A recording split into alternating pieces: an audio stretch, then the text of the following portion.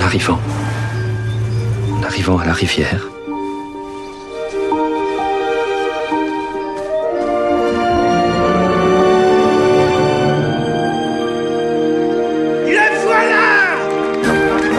on voit que tout le monde est déjà là.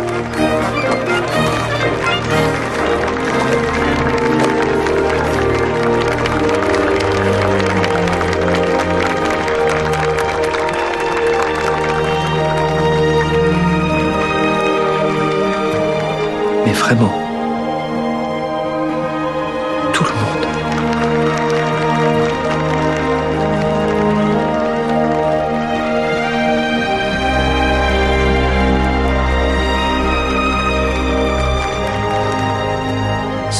Ce n'est pas croyable. L'histoire de ma vie.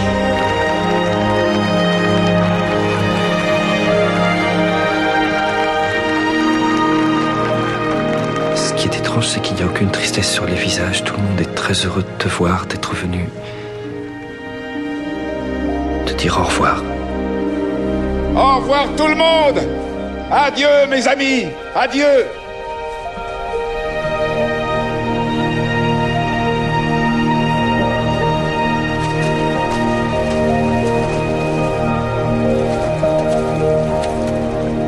Mon ange dans la rivière.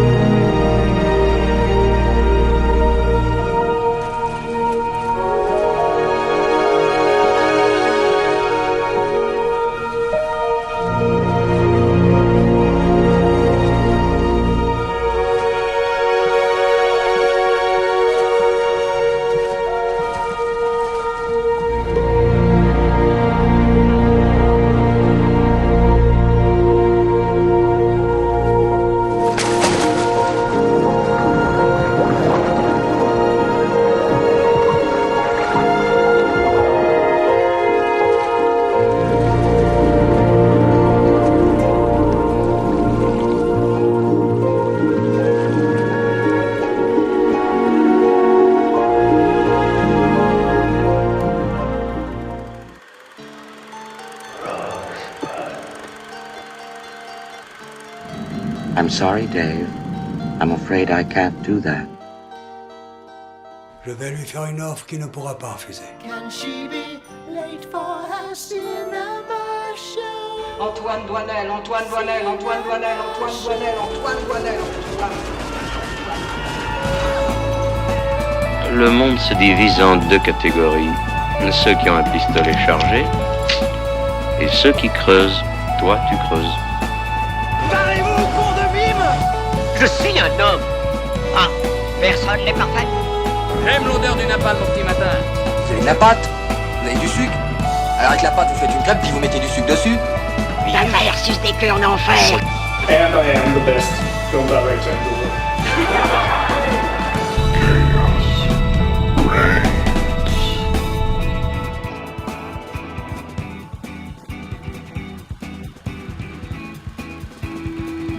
Bonsoir à toutes et à tous et bienvenue dans le nouvel épisode de The Cinema Show, votre rendez-vous hebdomadaire tous les mercredis de 19h à 20h30 sur Radio Campus Montpellier.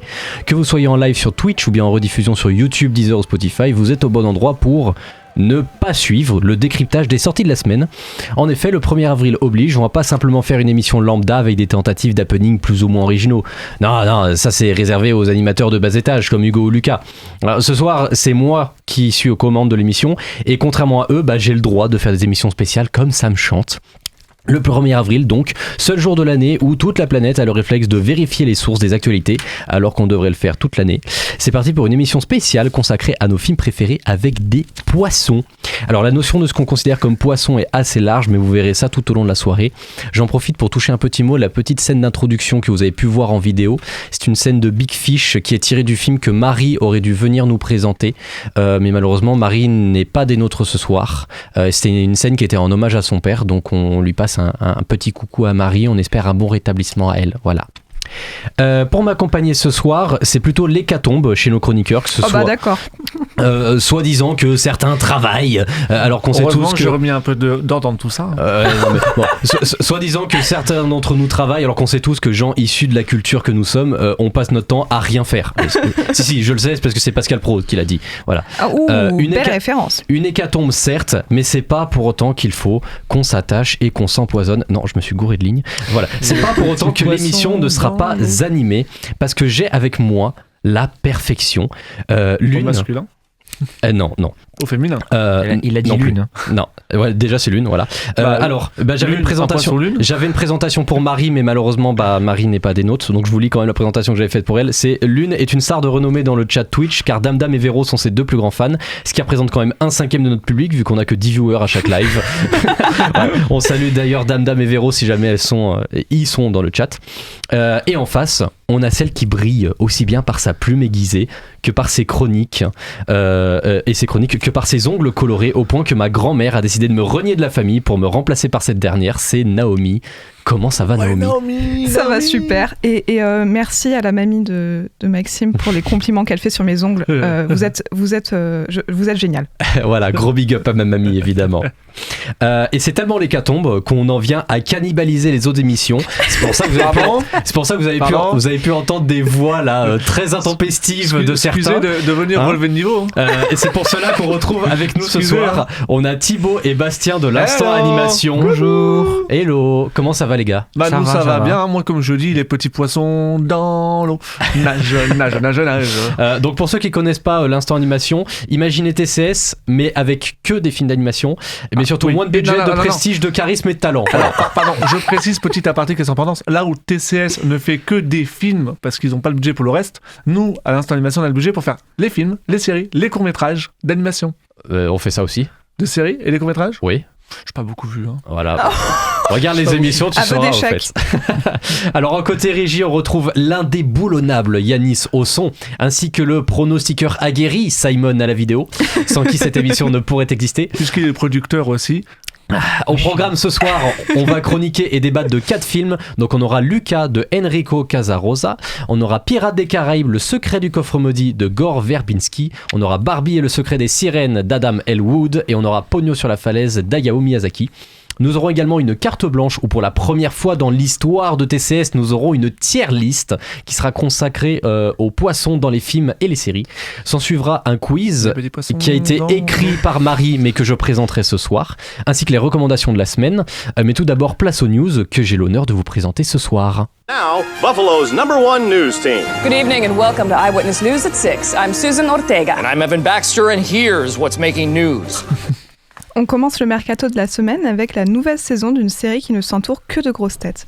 On a appris il y a quelques jours que la série The White Lotus a décidé pour sa 4e saison de littéralement devenir le pire cauchemar de Télérama en recrutant toutes les célébrités d'Hollywood et de France. On avait déjà entre autres Chloé Bennett, Helena Bonham Carter, Vincent Cassel, Steve Coogan, Caleb Jonte Edwards ou bien encore Nadia Tereskewicz. Et encore j'ai pas dit tous les noms qu'on aurait eu parce que sinon on aurait eu jusqu'à demain. Et donc à cela s'ajoute Heather Graham qu'on a pu voir dans Boogie Nights, on a Frida Gustafsson qu'on a pu voir dans Vikings Valhalla, on a Laura Smet qui était présente dans Yves Saint Laurent et qui est aussi entre autres la fille de Johnny Hallyday, on a Rosie Perez qui était dans Do the Right Thing, ou encore Tobias Santelman qui était dans The Last Kingdom.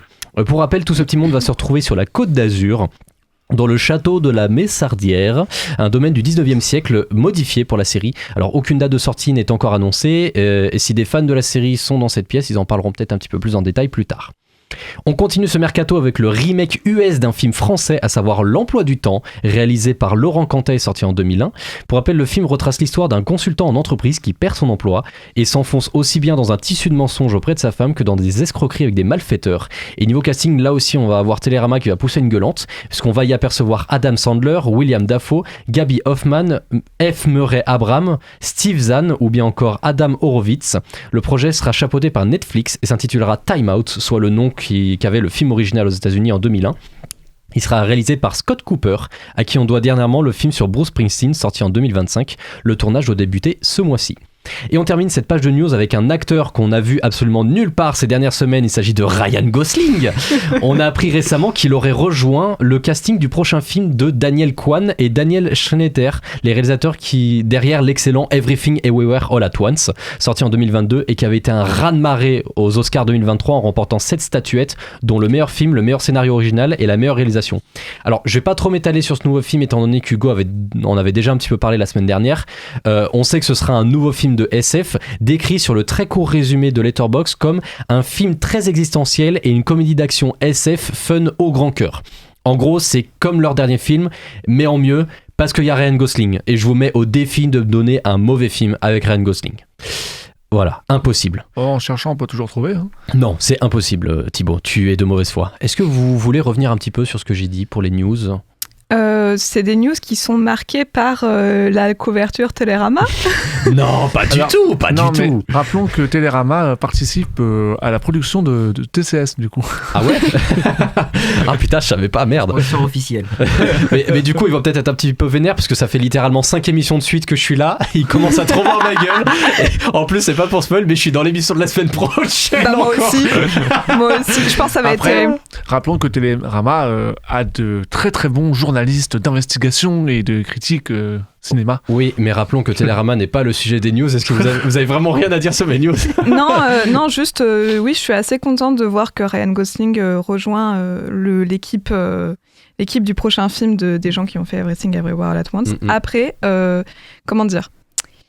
Je sais pas comment il va s'adapter à leur style, même si Ryan Gosling, c'est un acteur qui est très versatile. Il a une palette d'émotions qui est monstre, il sait vraiment s'adapter. Parce que là, franchement, la comédie dans le SF, là, dans Projet Dernière Chance, il se démerde trop bien. Ouais, mais je reviens, Naomi, sur ce petit côté où j'espère surtout qu'il aura la capacité de pouvoir s'exprimer dans sa créativité à lui. Oui, c'est ça. Parce que, on le sait, on a déjà vu sur des séries comme ça où des gros noms rejoignent des castings, mais avec des réalisateurs et producteurs et autres qui ont déjà leur idée, arrêté leur vision et autres, ça peut avoir un effet inverse de ce que l'effet est recherché. Exactement.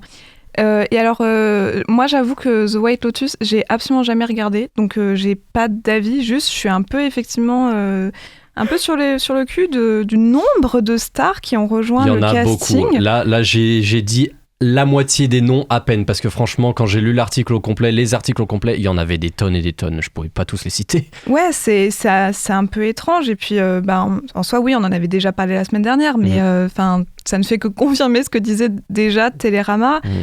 Et on rappelle, c'est pas une question de est-ce qu'on voit trop ou pas les acteurs, c'est une question de producteurs. Donc, est-ce que vraiment on en est au point où les producteurs, pour être sûrs de financer quelque chose, il faut absolument qu'on ait des grosses têtes. Je trouve ça un peu dommage. Et du coup, vu qu'on parle de série, j'ai envie de dire, ils ont refait une série du film Le Prophète. Et la série a pris le parti pris de...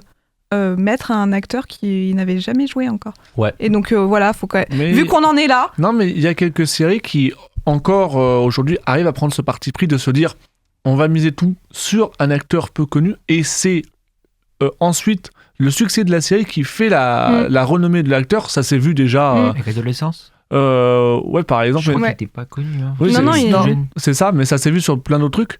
Mais malheureusement, même encore aujourd'hui en 2026, on a toujours certains producteurs, certains studios, que ce soit américains ou français d'ailleurs, pour le coup, qui s'imaginent qu'il est préférable de prendre des gros noms et de miser tout dessus pour faire le film. Exemple, Astérix Obélix ou l'Empire du Milieu, mais ça c'est encore autre chose. Mais ou même d'autres, et de se dire s'ils sont là, ça peut que marcher. Bah non, parce que à un moment donné, trop de grosses têtes au milieu de toutes ces grosses têtes, ça fait que l'affiche elle est surchargée, quoi. Le casting, on s'y retrouve plus, quoi. Voilà. Enfin, pour moi, c'est ça le problème, et je trouve ça dommage de l'avoir encore ce problème-là.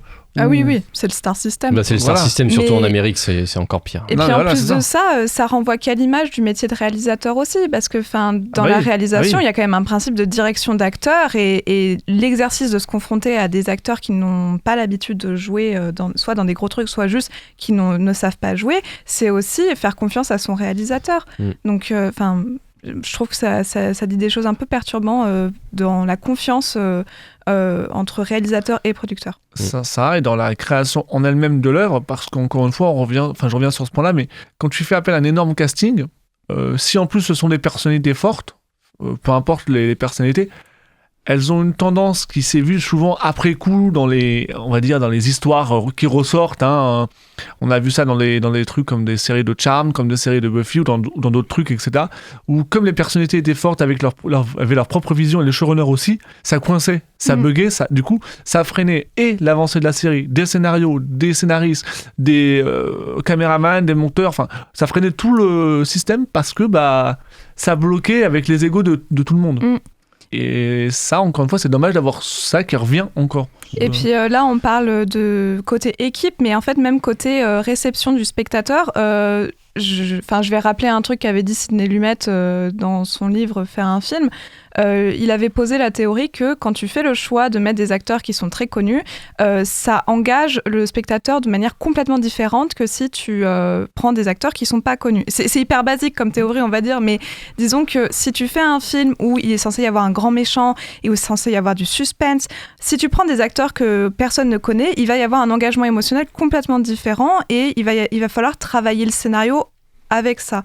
Parce qu'il faut engager le spectateur à croire le personnage qui est joué par quelqu'un qui ne connaît pas. Et si tu fais jouer des gens que les gens connaissent par cœur, là aussi, ils vont en fait avoir un peu de mal à croire certaines choses. Et pour moi, le meilleur exemple de ça, ça reste De Niro, qui s'est retrouvé à faire à peu près beaucoup de rôles très similaires. Et donc, du coup, à chaque fois que tu vois De Niro, tu te dis « Ah bon, il va jouer... Et en France, on a le même problème avec Christian Clavier, pour le coup. Et on a ce double problème là aussi, d'avoir l'idée que quand tu fais une affiche après de film, tu me fais une affiche de film avec un scénario un peu émotionnel ou autre, avec des personnages un peu forts, où je ne connais aucun des acteurs, je vais être obligé de me concentrer sur les personnages. Je vais être obligé de me concentrer sur le scénario et de me dire, ok, qu'est-ce que ça va me raconter ? Maintenant, tu me fais la même avec, je dis n'importe quoi, Jean Reno, Clavier en France par exemple, ou alors aux États-Unis, tu me mets Johnny Depp, tu mets Brad Pitt, George Clooney, voilà, en tête d'affiche, machin. C'est super, mais moi je vais me concentrer sur les acteurs, pas sur leurs personnages. Preuve en est que la plupart du temps, des gros noms comme ça, on se souvient souvent en disant mais si, tu sais, George Clooney, il avait joué dans machin. Oui, mais que faisait George Clooney dans machin ? On sait qu'il a joué.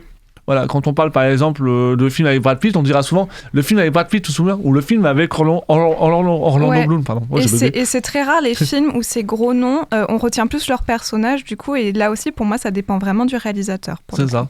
Et on pourra juste retenir que Télérama avait raison. Télérama a complètement raison.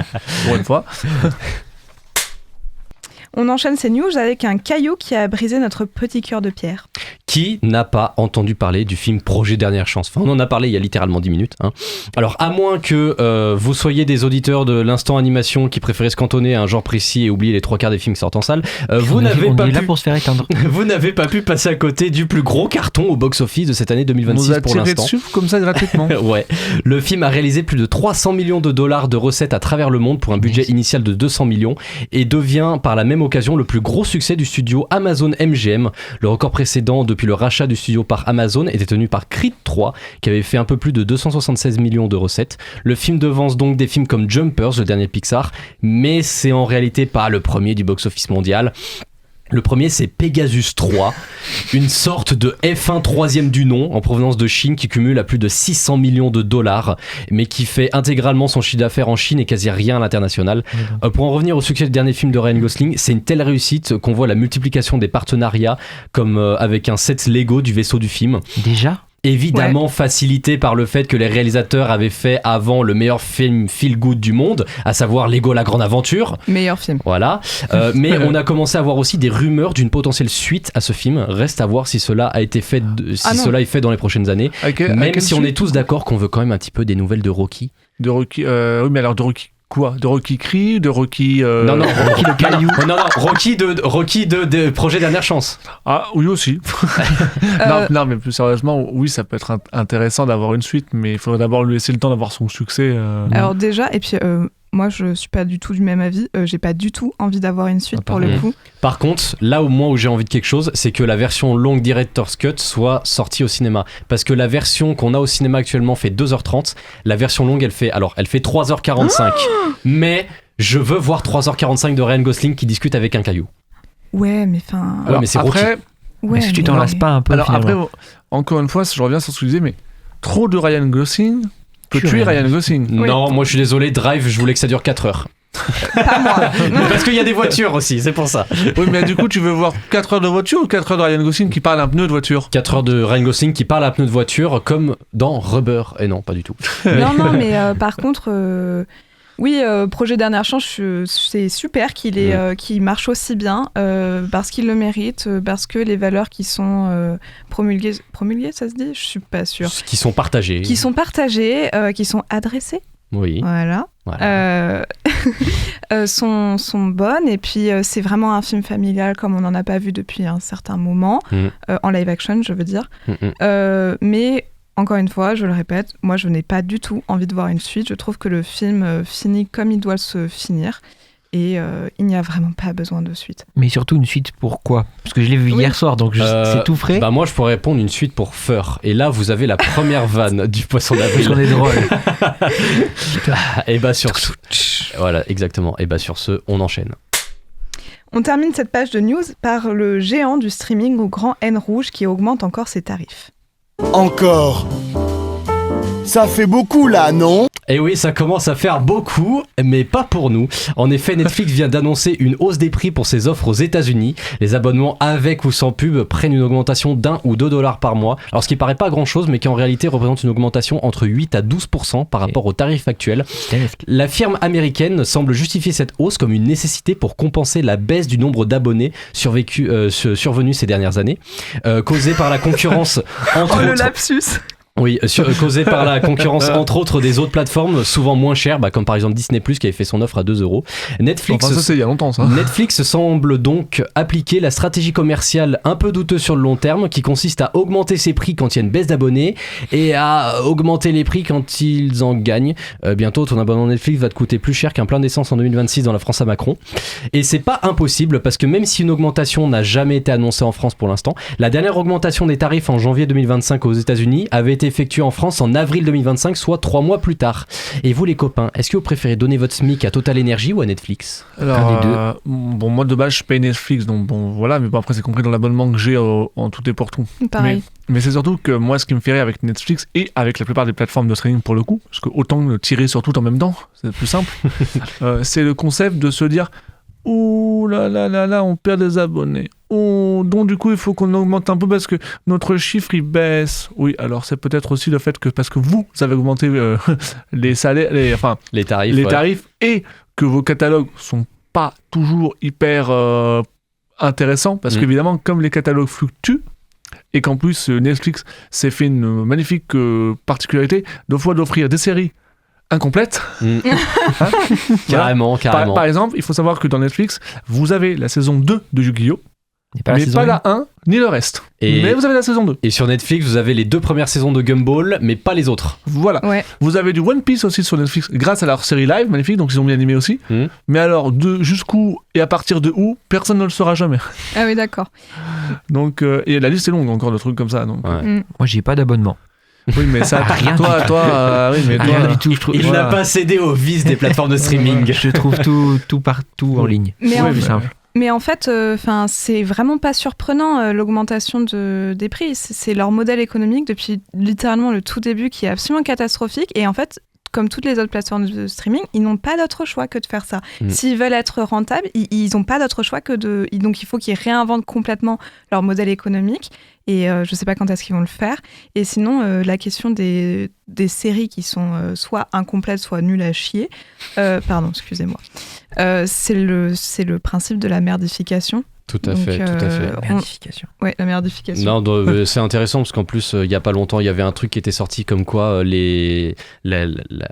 la liste qui impose certains trucs aux écrivains de séries impose que le plot de l'épisode doit être répété 4 à 5 fois tellement les gens prennent l'habitude de regarder une série en faisant autre chose et donc du coup il part du principe que leurs spectateurs sont des abrutis à qui on doit répéter 5 fois oui mais c'est le but de l'histoire, c'est pour ça qu'ils doivent aller et c'est pour ça d'ailleurs que faut le savoir, aux États-Unis par exemple il y avait à l'époque sur les télévisions etc les films, séries qui se passaient à la télé, tout, étaient coupés toutes les à peu près, je crois, 10 minutes ou un truc comme ça, sur un truc de 40 minutes, mettons, par une pub. Oui. C'est pour ça que, généralement, si vous regardez une série après en streaming ou autre, vous avez cet effet de redondance d'une scène qui revient avec la même scène, parce que justement, en fait, là, normalement, il y avoir une coupure pure qui est aux États-Unis, qui est plus, du coup, forcément, quand on regarde un streaming. Et c'est ce genre de cas qu'on retrouve maintenant aussi régulièrement, du coup, parce que voilà.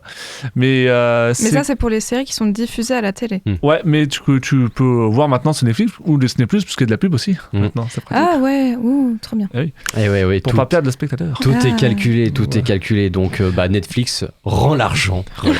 Ou alors développe vraiment ton catalogue. Par contre, ce qui est un truc de dingue, c'est comment les plateformes de streaming maintenant ont largement impacté le marché au niveau ne serait-ce que des Oscars par exemple. Maintenant des films Netflix peuvent avoir des Oscars ou autres ou même dans les cinémas en eux-mêmes on voit de plus en plus le logo Disney+, fatalement quand un film Disney sort forcément c'est normal de voir un logo Disney+, mais quand c'est pas un film d'animation Disney ça par exemple des fois moi ça m'est arrivé déjà 4 ou 5 fois là sur l'espace de 3-4 mois de voir un logo de Netflix apparaître ou un logo de Amazon Prime non moins peut-être Netflix pas tant que ça par contre Disney+, notamment sur les comédies françaises ils le font beaucoup Et alors le plus marrant c'est de voir la réaction des gens quand le logo s'affiche et il y en a qui sont comme ça et moi c'est mon truc préféré c'est de voir les gens qui font de peur.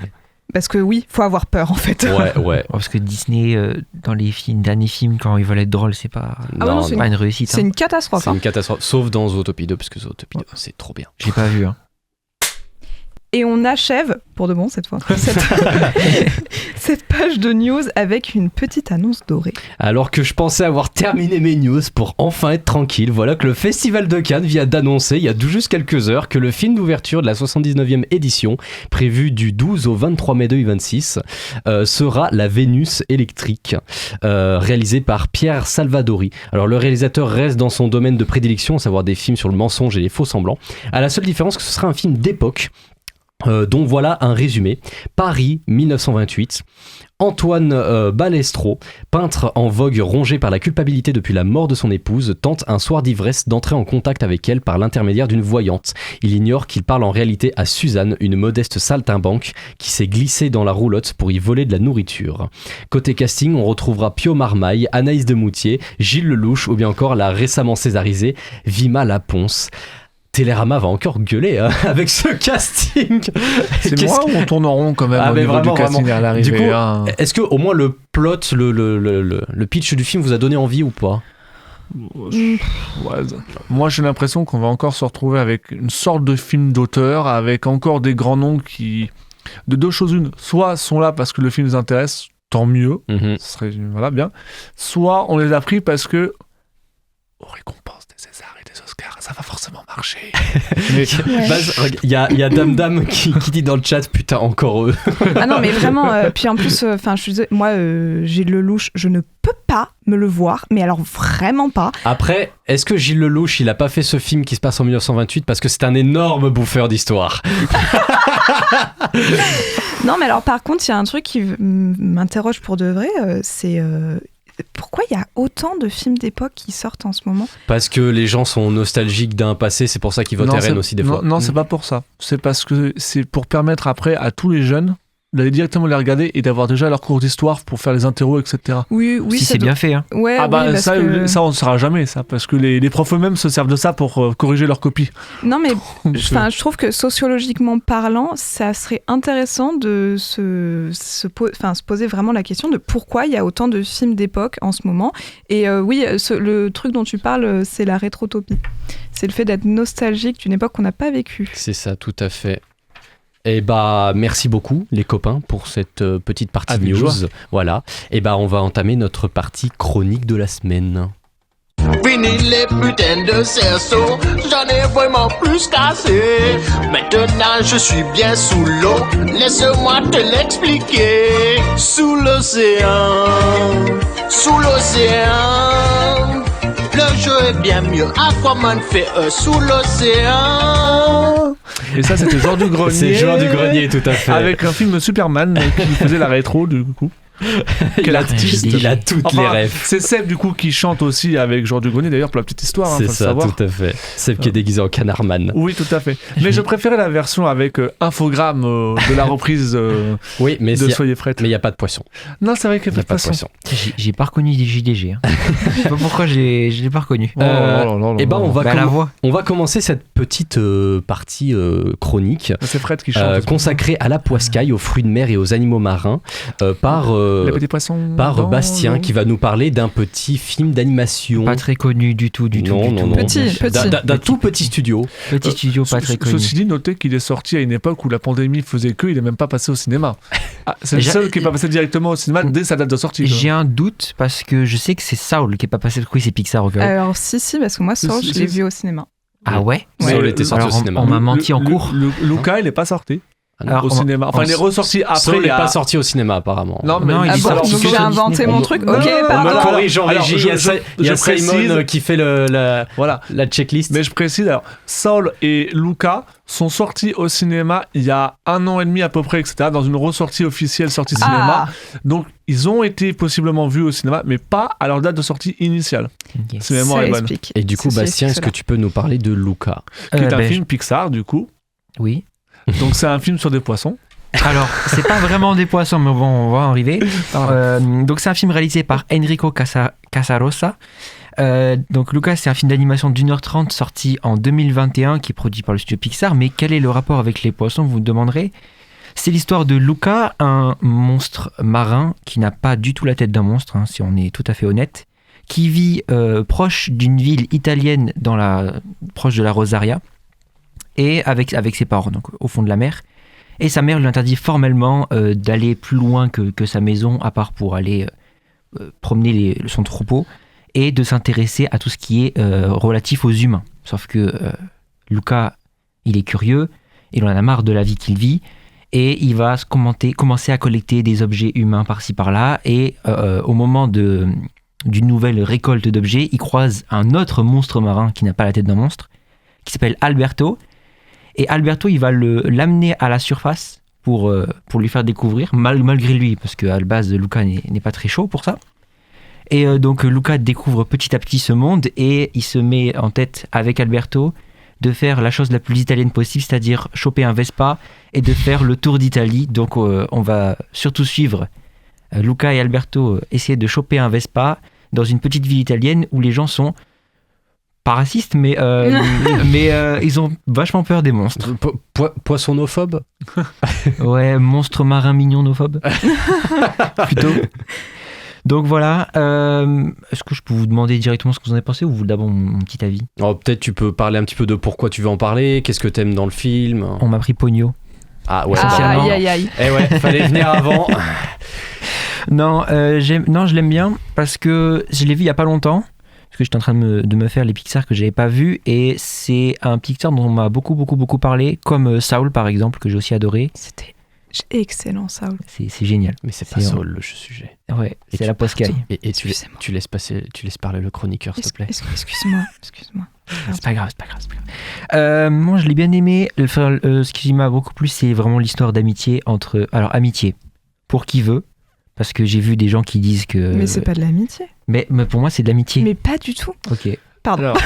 Parce que un point en faveur de l'amitié, un point en faveur de et plus si affinité. Oui, et plus si affinité. En fait, je sais que Maxime, tu es arbitre. Que dis-tu? Moi, je dis que j'ai pas vu le film. Allez. Mais en fait, bref. Moi, je vois de l'amitié. Après, il y a plus. Moi, je m'en fiche un peu. Genre, j'aime juste la relation entre les deux personnages, qui est vraiment touchante. À la fin, j'ai failli pleurer.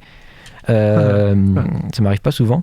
Et même, donc il y a cette relation d'amitié, il y a le message qui est assez facile, enfin assez simple, pas bateau non plus, mais qui marche vraiment beaucoup. Et ce que j'aime beaucoup aussi, c'est les couleurs du film, elles sont trop belles. c'est vibrant, c'est chaleureux. Quand on arrive pour la première fois dans la ville, j'ai envie d'y habiter. Les détails sont assez chouettes aussi. Hein. Le passage aussi, de changement de peau à écaille et vice-versa. Le côté coloré comme ça, le côté pluie, oui, c'est ça. Moi, franchement, j'aime bien. Franchement, je trouve ça assez mignon, assez joli. C'est touchant presque, un petit peu, quand même, je trouve. Ce côté naïveté comme ça, un petit peu. Ouais, okay. Je suis d'accord. Les couleurs, elles sont effectivement très, très jolies. Le seul truc que j'avais envie de reprocher un peu à ce film, c'est que, pour moi, c'est un des points de départ du style Disney à laquelle il s'accroche. La tête de poire. Ouais. Moi, j'appelle ça la tête de poire. Vraiment, il s'accroche à ce style alors que... Enfin, t'as envie de dire, mais non, explorer d'autres trucs. Enfin... Ah, mais c'est ce qui a tué d'ailleurs à l'époque un personnage comme Mickey par rapport à son caractère. Faut savoir que Mickey disparaît autour des années 50-60 par exemple, parce qu'on en a fait Disney en a fait un personnage très mignon, très, très gentil sur le principe. Mais au bout d'un moment, une fois que t'as fait ça pendant presque 20 ans ou 30 ans, t'as plus rien à dire dessus. Donc il a disparu. Quand ils l'ont fait revenir, ils l'ont rendu un peu plus colérique, rond aussi. Ils ont travaillé son design aussi dans beaucoup de cartoons maintenant. Mais c'est vrai que comme tu dis, Disney a encore ce problème-là alors que pourtant, par le passé, ils ont fait quelques changements, ils ont osé quelques trucs. Mais le fait de passer à la 3D dans certains films, c'est l'impression qu'ils sont bloqués sur cette idée de il nous faut quelque chose qui soit de nous, que ça dise c'est de nous. Oui, mais pas forcément. Oui, et c'est assez étonnant parce que en fait, tu me diras si je me trompe, mais Disney, ils ont quand même passé beaucoup de temps à expliquer que leur marque de fabrique, c'était surtout le format d'histoire.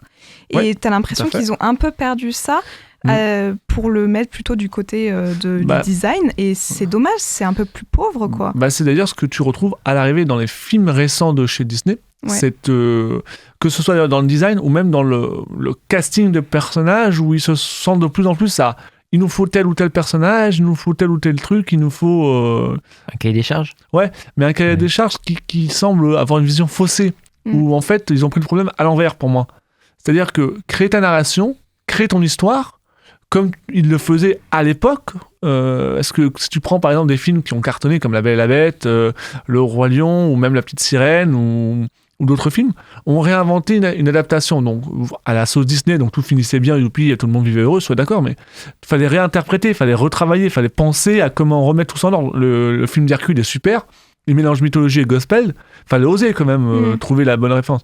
Là, je trouve qu'on essaie d'aller toujours dans le truc de facilité, d'aller au plus juste, au plus simple, avec, encore une fois, ce faux cahier des charges comme ça en mode ça c'est bon, ça c'est bon, ça c'est bon. Oui, mais est-ce qu'au final le film est bien? Ouais, je suis assez d'accord. Mais moi, Lucas, je lui offre quand même une place importante dans mon cœur, mais notamment parce que c'est sur le sujet sur lequel on n'est pas d'accord. Mais pour moi, c'est un film qui est assez symptomatique de l'année où il est sorti, c'est-à-dire une année où les gens ils avaient décidé que effectivement, la différence, c'est peut-être faut pas en avoir peur. Oui. Et du coup, c'est quand même un film qui vient proposer, ce qui est rare dans les films Disney, une possibilité d'une relation qui est plus que de l'amitié entre deux garçons. Et c'est pour ça que la figure de monstre est intéressante. Et d'ailleurs, la figure de monstre est à nouveau utilisée chez Koreeda dans Monsters pour parler du même sujet. Faut que je regarde. Faut que je regarde, je l'ai pas encore vu. Il est vraiment très très bon. Mais voilà, venir confronter ce sujet-là avec un film pour enfants où les sous-entendus sont plus ou moins sous-entendus et dit avec une certaine douceur et autour d'une Vespa, je trouve ça très mignon. C'est très mignon, mais ça reste encore problématique, cette idée qu'a Disney de un pas, 2 pas en arrière. Ah mais bien sûr. 3 pas, 2 pas en arrière. C'est-à-dire mais complètement. Que si on prend un studio concurrentiel comme DreamWorks, peut-être pas sur ce sujet-là, mais avec leur chapeauté 2 par exemple, ils ont osé vraiment sortir de... Ça y est, ils ont passé un cap, ils ont compris que Sony avait lancé quelque chose, fallait être dedans, non, fallait proposer aussi... Disney, j'ai l'impression que ce soit par le visuel, même s'ils font des trucs de dingue et si c'est magnifique, la plupart de leurs films, forcément c'est Disney, donc ils ont les moyens, mais on sent encore ce côté vraiment de Disney en mode, on voudrait, mais on sait que les hauts dirigeants ou je sais pas qui voudront pas. Qui freinent les animateurs, les réalisateurs et... Les hauts dirigeants, pour l'instant, ils sont à la tête de l'État aux États-Unis et on sait ce que ça donne à la fin, donc c'est pas étonnant. Ouais. Mais c'est hyper intéressant ce que tu dis, et notamment parce que, en fait, ça fait longtemps que Disney, ils ont plus le rôle qu'ils pensent à voir, c'est-à-dire de révolutionnaires du cinéma d'animation. Et du coup, ça les bloque dans un engrenage qui est beaucoup plus capitaliste qu'artistique. Et donc, du coup, ils se sentent pas capables d'aller révolutionner quoi que ce soit et ils s'enfoncent, quoi. Mais comme tu l'as dit. Et c'est pour ça que si tu regardes, par exemple, la preuve en est, sur des récompenses comme les Oscars sur ces dernières années, on va dire les 5-6 dernières années, c'est pas forcément Disney qui est devant. Mais ouais, mais ou Pixar, ou voilà. Pour une fois. Oui. Mais ça prouve bien cette idée que, à part sur quelques gros films... Je sais que Disney a gagné avec Encanto. Oui, mais Encanto encore se démarquait pas mal, mine de rien, Encanto, la famille madrienne. Il y avait quelque chose, peut-être pas parfait, mais d'intéressant proposé. Moi, il m'a pas plus... moi, ça me chauffe pas pour regarder. Et merci Bastien pour ta petite chronique. Parle-nous d'un film intéressant. Thibaut, oui, parle-nous de ton film. Alors c'est à moi, alors du coup j'y vais un peu en total impro, d'habitude non j'écris tout ce que je dois dire, mais là j'y vais en total impro. Je vais juste prendre le texte que j'ai écrit par contre quand même. Et du coup c'est pas de l'impro. C'est un texte d'impro, donc voilà. Alors du coup... un texte d'impro, vraiment c'est du Thibaut tout craché. Donc du coup, alors c'est à moi. Alors moi j'ai beaucoup hésité sur le choix de mon film d'animation que j'allais présenter pour cet épisode Poisson frais. Le monde de Nemo, de Dory, Gloop, Je suis un poisson, Bang Gang, Gang de requin, pardon. Wow. Non mais c'est le correcteur, pardon, désolé. Big Fish ou Bégonia, du coup. Danny le dauphin, excusez-moi, pardon. J'aurais dû relire le correcteur avant. Donc j'ai choisi finalement Gang de requins, c'est un film d'animation de chez DreamWorks d'ailleurs, dont je vais pas vous parler en fait. À la place, je vais vous parler de pirates parce que les pirates sont sur les mers et les océans et que dans les mers et les océans il y a des poissons. Alors je vais parler de la franchise la plus connue du cinéma sur les pirates, Pirates des Caraïbes. Et du coup, je vais parler du deuxième parce que c'est ma chronique et je fais ce que je veux. Et oui, Simon, c'est pas un film d'animation. Et oui, Maxime, il y a quand même de l'animation avec les images de synthèse. Mais j'y reviendrai. Bon, moi je m'en fiche, je veux juste des voitures. Bon, voilà, laissez-moi faire ma chronique. Il y a aussi des voitures dans Pirates des Caraïbes 2. Mais elles sont sous l'eau. Voilà. On ne le voit pas du tout. Pirates des Caraïbes, le secret du coffre maudit. Pirate of the Caribbean, Dade Mains Screech. The secret of the maudit coffre. Yes. Do what you want to do. Alors, vous sentez mon anglais parfait, donc je m'arrêterai là pour la partie anglais. Voilà. Alors, du coup... Au Québec, ceci dit, c'est le coffre du mort. Donc comme ça, moi, ils ne se sont pas foulés. Ils ont une coffre du mort. Ils ont une passion pour traduire les titres. Moi, ça me fascine. Et pour spoil surtout pendant les titres. Ouais. Aussi. Donc c'est un film d'aventure fantastique américain réalisé par Gore Verbinski et sorti en 2006. Alors il constitue le deuxième volet de la franchise Pirates des Caraïbes. Il est précédé par La Malédiction du Black Pearl en 2003, suivi Jusqu'au bout du monde en 2007, La Fontaine de Jouvence en 2011, La Vengeance de Salazar en 2017 et peut-être un autre prochainement. On sait pas, on espère ou pas, on verra, ça dépend, faut voir. Bref, avec ou sans Johnny Depp, peut-être avec Johnny Depp, peut-être pas, à voir, on sait pas, on espère, on verra. Bref, il s'agit d'un des plus gros succès, ce deuxième film, du succès du box-office mondial. Le film remporte d'ailleurs l'Oscar des meilleurs effets visuels en 2007. Vous savez qu'ils sont stylés, ils sont assez beaux.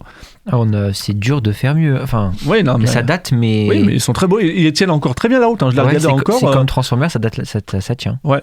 Il dure 2h30 à peu près, donc je crois. Alors, on retrouve le casting de base, Johnny Depp, avec le Captain Jack Sparrow, Orlando Bloom qui fait William Turner, Keira Knightley, je crois. Non, mais la prononciation des noms, moi j'y arrive pas. Keira Knightley. C'est ça, Keira Knightley. Okay, c'est presque pareil. T'as inventé quelqu'un. Qui joue Elizabeth Swann. Voilà, on a aussi donc du coup le même acteur qui joue le capitaine James Norrington, c'est Jack Davenport. Il y a aussi Kevin McNally qui est là. Alors pour ce qui est de l'histoire, Jack cherche la clé d'un coffre qui pourrait renfermer une arme capable de le protéger de David Jones, capitaine du Hollandais volant. David Jones joué par l'incroyable Bill Nighy, je crois. Non, je sais plus comment ça se prononce en anglais. Eh bien, je ne sais pas, parce que je ne vois pas qui c'est. C'est le poulpe ? Oui, c'est le poulpe. Ok, c'est bon. C'est le seul rêve que j'ai. Oh putain, oh là, franchement. Bref, donc du coup, David Jones, capitaine de l'Envolant, qui vient réclamer sa dette, l'âme de Jack et l'enrôler dans son équipage fantôme pour 100 ans. Jack ne veut pas et va tout faire pour trouver un arrangement avec David Jones. Alors, avant d'écouter l'extrait que j'ai choisi, si j'ai choisi ce film, c'est à cause de David Jones, qui est un personnage pour moi à l'apparence de poulpe, certes. Donc, pour la tête, c'est une sorte de poisson, en tout cas cas, donc ça vit dans l'eau, donc c'est bon pour le thème. Mais c'est surtout tout l'équipage c'est des poissons aussi, donc ça va.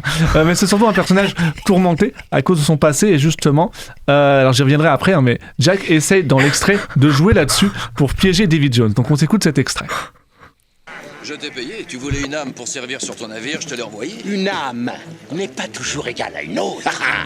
Alors maintenant qu'on est d'accord sur le principe, on va pouvoir discuter du prix. Le prix? Alors dis-moi, selon toi, combien d'âmes vaut la mienne? Une bonne centaine, tout juste. Je te laisse 3 jours. Tu es un diamant brut. Renvoie-moi le petit et je me mets au travail. Je garde le petit pour garantir ta bonne foi. Il ne t'en reste plus que 99 à trouver. N'as-tu donc pas vu Will Turner? Il est noble, c'est un héros et un sublime soprano. Et ai-je oublié de mentionner qu'il est amoureux d'une fille, sur le point de l'épouser, promis l'un à l'autre.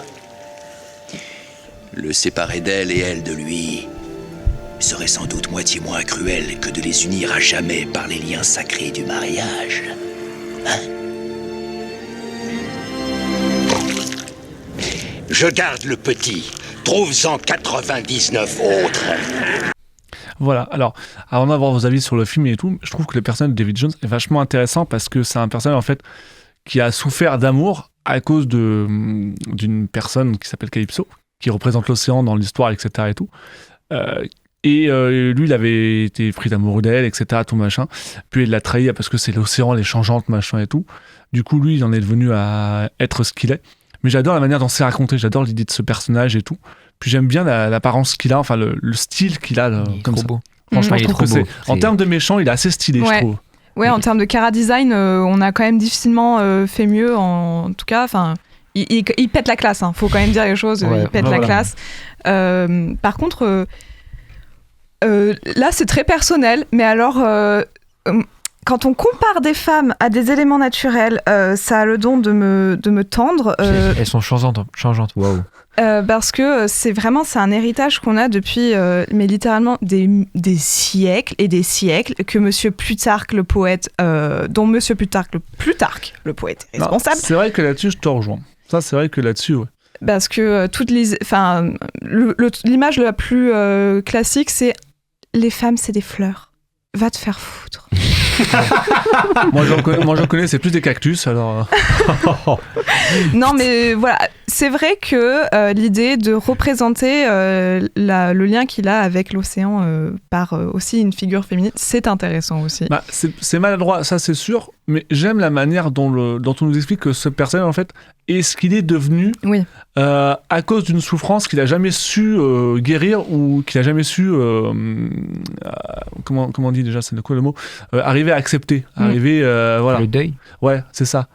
Et malgré ce qu'il dit, malgré ce qu'il fait, etc., tu sens que c'est toujours là, tu sens que c'est toujours présent. Donc on retient les hommes, si vous êtes blessé par une femme, faut faire gaffe, vous pouvez vous transformer en poulpe. Vraiment, ça peut vraiment très mal tourner. On a du charisme. Oui, c'est vrai, après... Et bah vous transformez en poulpe ou en poisson, voilà. Et magnifique transition complètement nulle à chier, pété. Parce que tu veux un poisson ? Non. J'en ai plusieurs. Non. Il faut que je fasse mon émission.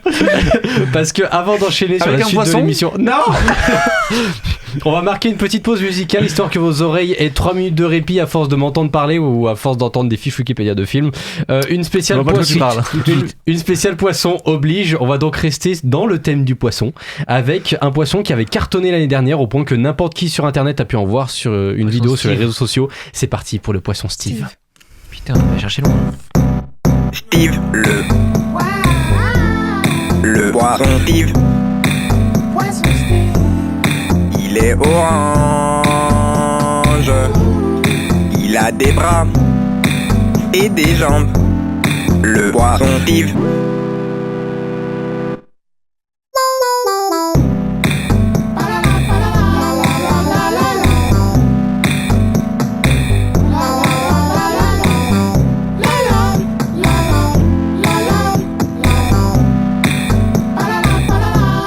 Le poisson Steve. Il est vraiment très beau. Il peut nager sur la terre. Il peut marcher dans l'eau.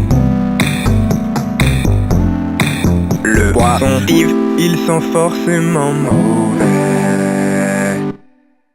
Mais on l'aime bien.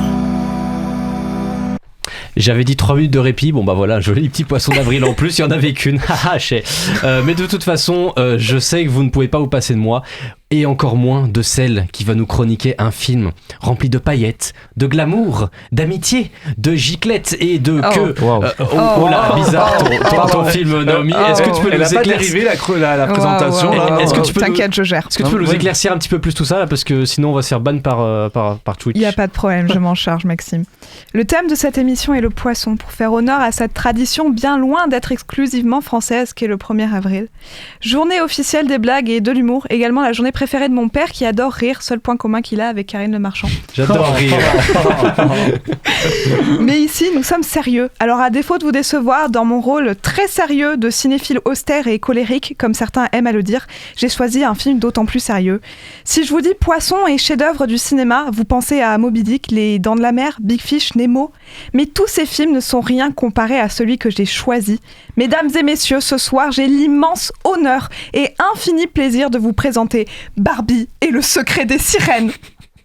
Merlia Summer est une surfeuse professionnelle de 16 ans. Elle carve les vagues de Malibu, les cheveux blonds au vent, tout ça sur l'une des meilleures musiques que l'industrie n'a jamais produites, Walking on Sunshine de Katrina and the Waves.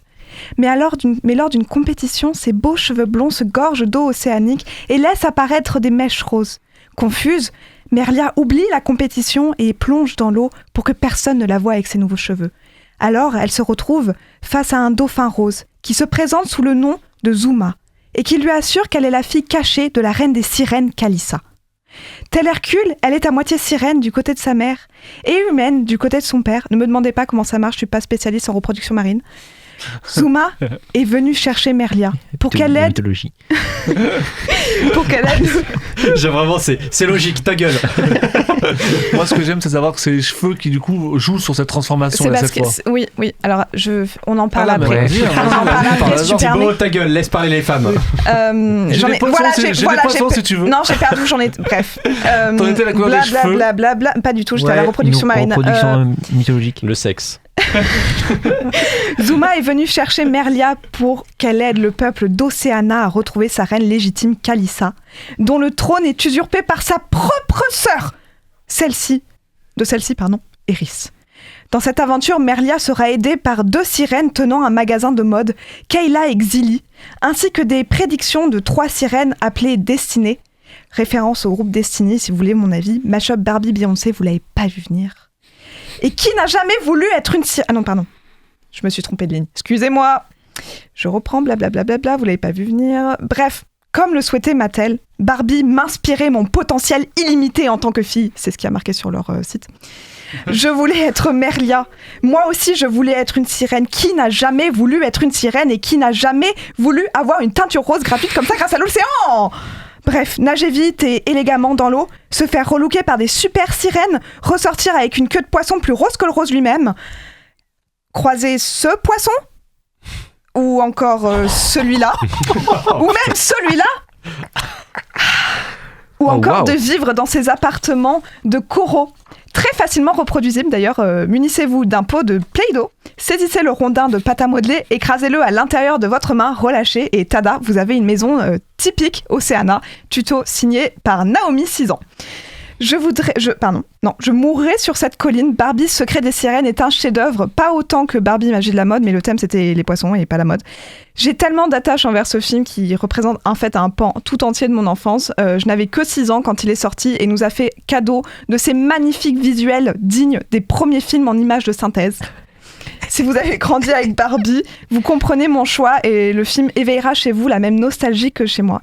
Et Barbie nous fait rêver, Barbie nous émerveille, Barbie nous fait grandir. La preuve en est, c'est en revoyant ce film il y a quelques années que j'ai appris à faire mes premiers mojitos. Merci Mattel. Voilà. Est-ce qu'il y a des gens qui l'ont vu à part moi Oui. Ah oui, c'est vrai. T'es un grand fan. Bah non, mais moi je travaille. Dans mon émission, on travaille. Moi, si moi je fais une émission, mes chroniqueurs doivent avoir tout vu. Donc si moi je suis chroniqueur d'émission, j'ai tout vu. Et j'ai tout vu. Même les films qui ne sont plus présentés, mais qui étaient présentés. Et donc, honnêtement, je pensais que ce serait une catastrophe horriblement difficile à regarder. Non. Et en vrai, petit 1, ça se regarde plutôt bien. Entre deux mojitos ou autre. Petit 2, les couleurs sont pas si désagréables franchement, faut dire les choses, c'est sorti en 2010. Non, franchement, c'est voilà. Après, j'adore voir les fonds marins avec le look, le vestiaire de tout Barbie. Ah non, mais... En mode, c'est pour les futurs jouets. Il y a tout le truc à acheter. Il y a la tenue plongée, il y a la tenue bien sûr. bleue, Après, il y a la tenue rose, il y a les sacs à main. Tu peux pas leur en vouloir. Barbie, c'est des objets avant tout. Hein. L'argent. Mais bon, l'histoire est sympathique. L'histoire, elle est mignonne. C'est presque attachant. Il y a presque un petit côté où on sent qu'en fait, il y a quand même eu un vrai scénariste derrière. Oui. Ou en tout cas, un stagiaire qui avait des compétences. Parce que moi, j'ai pas vu le film. Je me base que sur le résumé. Oh mon Dieu, c'est un film pour les enfants. Oui, mais je sais, mon Dieu, c'est là. Bah ouais, mais bon. Un film pour les enfants, je sais pas, parce qu'il y a Dame dans le chat qui a écrit. C'est un scénario écrit par des dealers marseillais. Non, et en vrai, c'est vrai que t'as lu le mais... scénario, je me suis dit, faut quand même prendre un sacré rail. Ouais, parce que. Mais déjà, juste le fait de. Oh mon Dieu, je vais avoir les cheveux roses, je dois plonger dans l'océan. Et après, creuser un dauphin rose.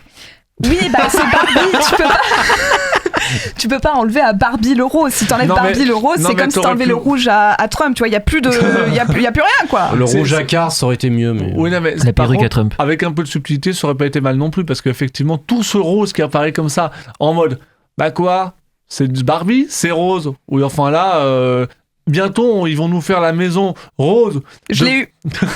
J'ai eu la maison Barbie rose. Thibaut, voilà. Thibaut, tu peux pas tester Naomi là-dessus. Ah non, mais... Professionnel en Barbie ici. Alors moi, j'ai une amie avec qui on jouait avec l'avion de Barbie. Je l'ai jamais eu. Je suis très triste de pas l'avoir eu. Mais pour dire que quand Florence Foresti faisait ses vannes, nous on faisait les mêmes conneries avec. c'est dire si nous non, mais c'est pour ça, c'est dire que ça faisait 2 fois rire, tu vois, d'entendre les vannes, de se dire. Tu te souviens quand je l'avais mis là, tout pareil. Non, mais moi je trouve que Barbie Secret des Sirènes, quand tu as 6 ans et que tu as aussi des Barbies, c'est un très bon Barbie. Surtout que ça a donné lieu à parmi les meilleurs Barbies qui ont existé en termes d'objets, c'est-à-dire les Barbies que tu mets dans l'eau et la queue de sirène, elle change de couleur. Ça c'est fou. Hein. Alors voilà, technologie maximale chez Mattel, on notera. N'empêche que c'était quand même moins bien que les vraies Barbie parce que tu pouvais pas leur enlever leur queue de sirène pour les habiller après, elles étaient bloquées donc tu pouvais pas jouer un max avec. Faut acheter d'autres Barbie. Mais j'en avais plein. Après t'achètes les Barbie aussi qui avancent tout seuls avec les queues de sirène qui vont dans l'eau directement. Il y a ça aussi. Oui, mais technologie maximale. Elon Musk il s'est inspiré de Mattel. Ouais. Ah mais ils ont toujours été en avance sur leur temps, que ce soit les Barbie ou les autres jouets. Pour faire vendre, ils sont très forts. Hein. Toujours. Et je vais peut-être enchaîner sur mon film. Oui, tu veux un poisson ? Non. Mais tu m'as donné plein de poissons depuis tout à l'heure. Est-ce que Barbie t'a inspiré tout ton potentiel en tant que petite fille ? Non, parce que j'ai pas regardé Barbie. Dommage. Parce que je suis pas vraiment. Mattel a échoué. Voilà. Par contre, moi, je vais vous parler d'un film qui a bercé mon enfance et qui a bercé l'enfance aussi de ma sœur, qui me regarde très probablement, à qui je fais des gros bisous. Il s'agit de Pogno sur la falaise d'Hayao Miyazaki. Je pense que c'est un film qui est peut-être pas à présenter tellement ça fait partie. Alors déjà, c'est un film d'Hayao Miyazaki. Donc c'est déjà un chef-d'œuvre en soi, il n'y a pas trop de débat dessus. Mais c'est pas le plus connu, je trouve. C'est pas le plus connu, mais cependant je trouve que c'est un des plus intéressants à étudier parce que déjà c'est un film qui est à hauteur d'enfant. Donc je trouve que c'est un qui s'inspire, qui est le plus inspirant, surtout quand tu le regardes quand tu es petit. Peut-être avec Mon voisin Totoro aussi, qui est un grand classique. Mais vraiment, Pogno sur la falaise, voilà. Donc du coup, pour raconter pour ceux qui l'ont pas vu, je crois que Naomi tu l'as pas vu. Non, moi je l'ai pas vu. Voilà. Alors, il y a personne qui bug dans cette émission du coup. Pogno sur la falaise, c'est l'histoire d'un petit garçon qui s'appelle Sosuke qui a 5 ans et sa mère travaille dans une maison de retraite et à côté de la maison de retraite il y a son école primaire et donc un jour pendant qu'il est sorti sur les extérieurs de son école primaire, il rencontre un poisson. Et ce poisson qui au passage a l'air d'être blessé finit par lécher la coupure de Sosuke et au fait il y a cette espèce je sais pas, d'incarnation divine, un peu magique, etc. C'est de la magie. Voilà, c'est de la magie, ta gueule connard, c'est ça vraiment le truc un peu. Mais au fait, on a Pogno, du coup, ce petit poisson rouge, qui va prendre les traits d'une enfant de 5 ans et qui va se transformer en poisson. Et au fait, on a tout ce lien entre ces personnages. Franchement, je pense que c'est peut-être les deux personnages qui sont les plus attachants quand ils sont ensemble tous les deux. Sosuke et Ponyo ont une relation qui est absolument incroyable. Et puis, sans parler de ça, c'est un Hayao Miyazaki, donc évidemment, l'animation, il n'y a aucun pet de travers. Tout est magnifique, tout est détaillé. On a un hommage au monde aquatique qui est absolument fabuleux. On a des tonnes et des tonnes de poissons. On a beaucoup d'implantations aussi des mythologies asiatiques. Évidemment, il y a peut-être un grand lien qui est à faire avec le réchauffement climatique et la montée des eaux. Peut-être un lien éventuel avec l'Arche de Noé, éventuellement. On peut imaginer encore. que les animateurs de Flow et réalisateurs se sont inspirés de ce film-là. Complètement. Aussi. Les animateurs de Flow, je pense qu'il y a eu une grosse inspiration de chez Ponyo sur la falaise, complètement. Et puis, c'est un truc qui a beaucoup bercé mon enfance. À la base, je ne comptais pas parler de Ponyo sur la falaise. Je comptais parler des Bad Guys, pour notamment le personnage de Monsieur Piranha, voilà, tout à fait. Puisque les Bad Guys, j'adore ça. Mais du 1 ou du 2 Le 1. Les deux m'ont fait rire. J'adore les deux Bad Guys. Mais quand j'ai parlé de ça, j'ai ma sœur qui m'a envoyé un message et qui m'a dit « J'espère que pour l'émission spéciale Poisson, tu vas parler de Ponyo ». Et là, j'ai eu un recul et je me suis dit « Mais pourquoi je n'y ai pas pensé dès le début ?» Parce que les Bad Guys, j'ai découvert ça un peu tard. Ça me fait rire, mais c'est tout. Tandis que vraiment Ponyo, et ma sœur pourra relater ça, ça a vraiment bercé notre enfance. On l'a vu plusieurs fois. J'ai eu la chance, il y a quelques mois, de le voir au cinéma. Et ça n'a rien à voir de le voir au cinéma. Et je trouve que, c'est un Miyazaki, foncez voir. Ponyo, c'est génial. La plupart des gens l'ont peut-être vu, mais allez revoir quand même, parce que de toute façon, tous les Miyazaki sont géniaux. Et voilà. Est-ce que ceux qui l'ont vu peuvent en parler ? Toi, je sais que tu voulais en parler à la base. Je voulais en parler à la base, tu me l'avais pas volé. Non, je rigole. Je me suis incrusté, donc voilà. Vas-y, parle-en. Tu peux en parler, vas-y. Merci. Je l'adore. Vraiment, c'est un petit comfort movie. Complètement. Feel good movie, vraiment, on est bien là-dessus. Feel good. Ouais. Il est pas très long en plus. Non, c'est pas l'un des plus longs de Miyazaki, puis c'est peut-être l'un des plus accessibles, j'ai envie de dire. Là où t'en as certains qui partent un peu trop, par exemple, je pense que Le Garçon et le Héron était un peu chaud sur certains trucs. Là où par exemple vraiment Ponyo, c'est vraiment feel good et tu te prends pas du tout la tête. Ouais, et moi ce que j'adore chez Miyazaki, parce que voilà, j'adore ce mec, je l'adore, c'est qu'il y a plein de trucs en surface. Et t'as dit il y a réchauffement climatique, bien sûr, montée des eaux, etc. Mais il y a aussi amitié interespèce en sous-texte. Et j'aime trop ce thème, j'aime trop. Le respect de la nature, bien sûr. Tout le temps. Difficulté pour un enfant de vivre avec des parents qui ont des métiers complètement trop impactants pour pouvoir avoir le temps de presser ses parents. Complètement. Des pères absents. Le père absent, notamment, avec la scène que j'adore, c'est la scène où il communique avec son père par lampe, et où il y a la mère qui l'insulte en signaux de lampe, et qui est absolument à mourir de rire. Moi, ce que j'aime, c'est la mère qui conduit, s'il te plaît. La mère qui conduit. Oui, bien sûr. La mère qui conduit est une folle au volant. Voilà, c'est vraiment une folle au volant. Je suis pas sûr de vouloir monter avec elle si on doit aller à la ville. Ah non, mais moi je monte pas avec elle. Je monte pas avec elle en voiture. Mais par contre, c'est comme dans la plupart des Miyazaki, j'ai envie de dire, vraiment c'est l'incarnation d'une mère qui est forte, qui est courageuse et qui est vraiment, encore une fois, une représentation incroyable d'une vraie gente féminine, j'ai envie de dire. C'est clair qu'on fait difficilement mieux que Miyazaki pour représenter les personnages féminins. Tout à fait. Et c'est un personnage qui en plus n'est pas du tout sexualisé. Donc non, jamais. Voilà, jamais chez Miyazaki, c'est ça qui est génial. En fait, je pense que ce film-là, plus pour le coup que Le Garçon et le Héron, est un peu un film synthèse du talent de Miyazaki à tous les niveaux. D'abord parce que si vous regardez bien, que ce soit chez les vieilles de la maison de retraite, chez les enfants, même chez le père sorcier, de Ponyo, là, on retrouve beaucoup d'éléments d'autres films de Miyazaki qu'on a déjà vus, que ce soit dans Le Château Ambulant, que ce soit... Il y a une des personnes âgées qui ressemble très clairement à Yubaba dans Le Voyage de Chihiro, bien sûr. Enfin, on retrouve tous ces éléments-là réunis dans un seul film avec une cohérence, j'ai envie de dire scénaristiquement, visuellement.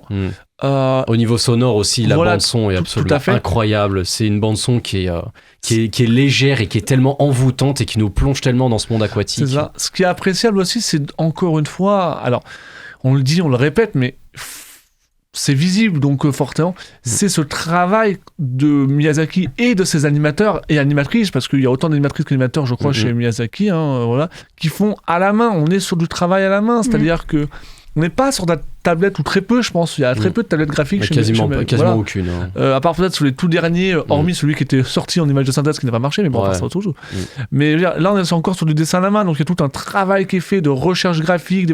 Miyazaki disait dans une interview, je me souviens, que ces films sont particuliers parce qu'il écrit de base, il présente à ses équipes, mais au fur et à mesure de la production, tout peut changer, tout peut basculer, avec des envies, des idées, des machins, etc.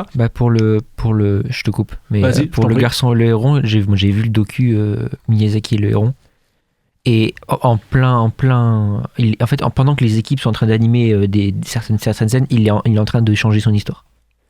Il change. Il change pas les scènes que les animateurs animent, mais il change certains passages. Et après, Le Garçon et le Héron, c'est un peu plus compliqué. C'est vraiment vachement plus perso. C'est vraiment considéré comme le dernier film de Miyazaki, même si, à mon avis, je pense que ce sera je rappelle que Miyazaki a pris sa retraite déjà il y a plus de 20 ans. Oui, voilà. La retraite en question. Et que sa retraite il y a plus de 20 ans qu'il a prise. Il a quand même sorti, et ont été sortis à son nom, 3 ou 5 films, je crois. 5, c'est en tout cas, 4, c'est sûr, je pense. Depuis l'annonce officielle de sa retraite, non officielle, et la retraite potentielle, celle-là. Mais bon, je crois pas trop à sa retraite. Tant qu'il respire, il dessinera. Et tant qu'il dessinera, il y aura des films. Et moi, je vous propose qu'on prenne notre retraite en tant que chroniqueur pour reprendre un autre boulot qui est celui de tier-lister, puisque notre partie chronique est maintenant terminée. Mais on va rester dans les tréfonds de l'océan, puisqu'il est l'heure de notre carte blanche consacrée aux êtres vivants et aux milieux aquatiques. Qui vit dans un instant de mer. Qui compte bien y faire carrière. Dans cette carte blanche ce soir, nous allons établir une tier list de tous les poissons emblématiques des films et séries. Action, horreur, animation, nanar, série, tout va y passer. Et il y en aura pour tous les goûts. Nous aurons ce soir 5 catégories dans lesquelles nous allons classer nos différents poissons avec une objectivité complètement biaisée par nos goûts et nos plaisirs coupables. Que du physique. Donc les catégories sont du physique. Pour les poissons. En tout en bas, nous avons poiscaille. Donc vraiment, c'est les poissons qu'on n'aime pas, qu'on veut pas voir, qui sont vraiment pas bien. Ensuite, on a thon en boîte, qui est bof, vraiment pas bien. Ensuite, on a filet de lieu noir, c'est sympa, c'est correct, c'est ok. On a saumon de Noël, là on commence à être dans les bons poissons, les poissons sympathiques. Et on a caviar, qui est vraiment le summum des poissons. Et je vais être chiant, on va se limiter à 3 caviars uniquement, pas plus. Alors qu'on est 4. Et oui, mais il n'y a que 3. Et ben c'est comme ça, on va être d'accord, c'est la démocratie sale fasciste. Et attention, il va finir par dire que tu ressembles à Éclair, fais gaffe. On commence avec notre premier poisson, il s'agit de Ariel, de la petite sirène. Où est-ce qu'on met Ariel ? C'est quand même un monument en termes de Disney princesse. Après, c'est vraiment loin d'être la meilleure. Moi, j'irais pas plus haut si on doit vraiment la mettre dans le top que saumon de Noël, mais je pense que filet de lieu noir, je suis d'accord. Elle est bien. Ouais, c'est ok. Et va pour Ariel en filet de lieu noir. Ça va, la régie, vous suivez ? Oui, elle suit la régie, y a pas de souci. Et on passe tout de suite à Bob l'éponge, de Bob l'éponge. Mais c'est pas un bref, c'est pas un poisson. C'est une éponge de mer, mais non, c'est même pas une éponge, c'est une éponge pour la casserole là. C'est pas une éponge de mer. Ouais, c'est vrai que ça ressemble pas à ça. Pour moi, c'est un poisson quand même, j'en ai rien à foutre. Si c'est un poisson, c'est. Où est-ce qu'on considère pour moi, je suis désolé, mais Bob l'éponge est à mourir de rire. Pour moi, il est pas. T'aurais pris Carlo, t'aurais pris Monsieur Crab, t'aurais pris Patrick. Non, mais c'est bon.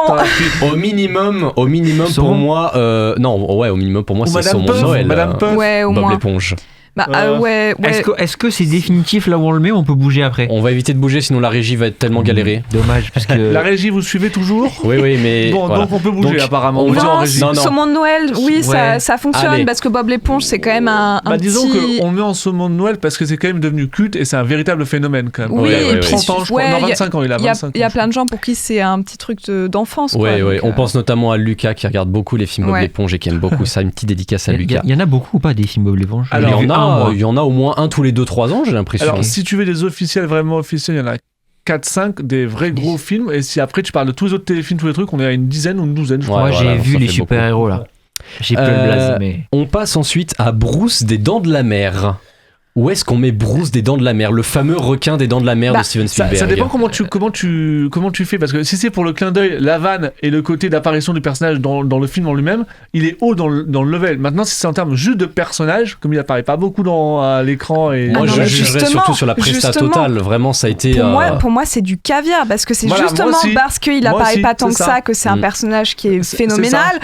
En termes de cinéma et de genre, il a créé un genre. Il a créé il a un thème. il a un thème. C'est iconique. le thème des Dents de la Mer. C'est parmi les premiers, si je dis pas, requins au cinéma et surtout requins animatronique, oui. Mais au fait ils se sont rendus compte, au fait c'est fou parce que petite anecdote, elle est un peu connue, ils ont foutu une espèce d'animatronique, ils devaient le faire bouger par une télécommande, ils ont foutu ça dans l'eau, c'est pas étanche, ça a tout pris l'eau, ils ont dû bouger ça à la main. Oui, ils sont malins, ils sont malins. Et puis voilà, non, faut quand même, non, pour moi c'est du caviar. C'est du caviar. Pour la mer, c'est caviar. Ouais, c'est caviar. Donc Bruce des Dents de la Mer est en caviar largement.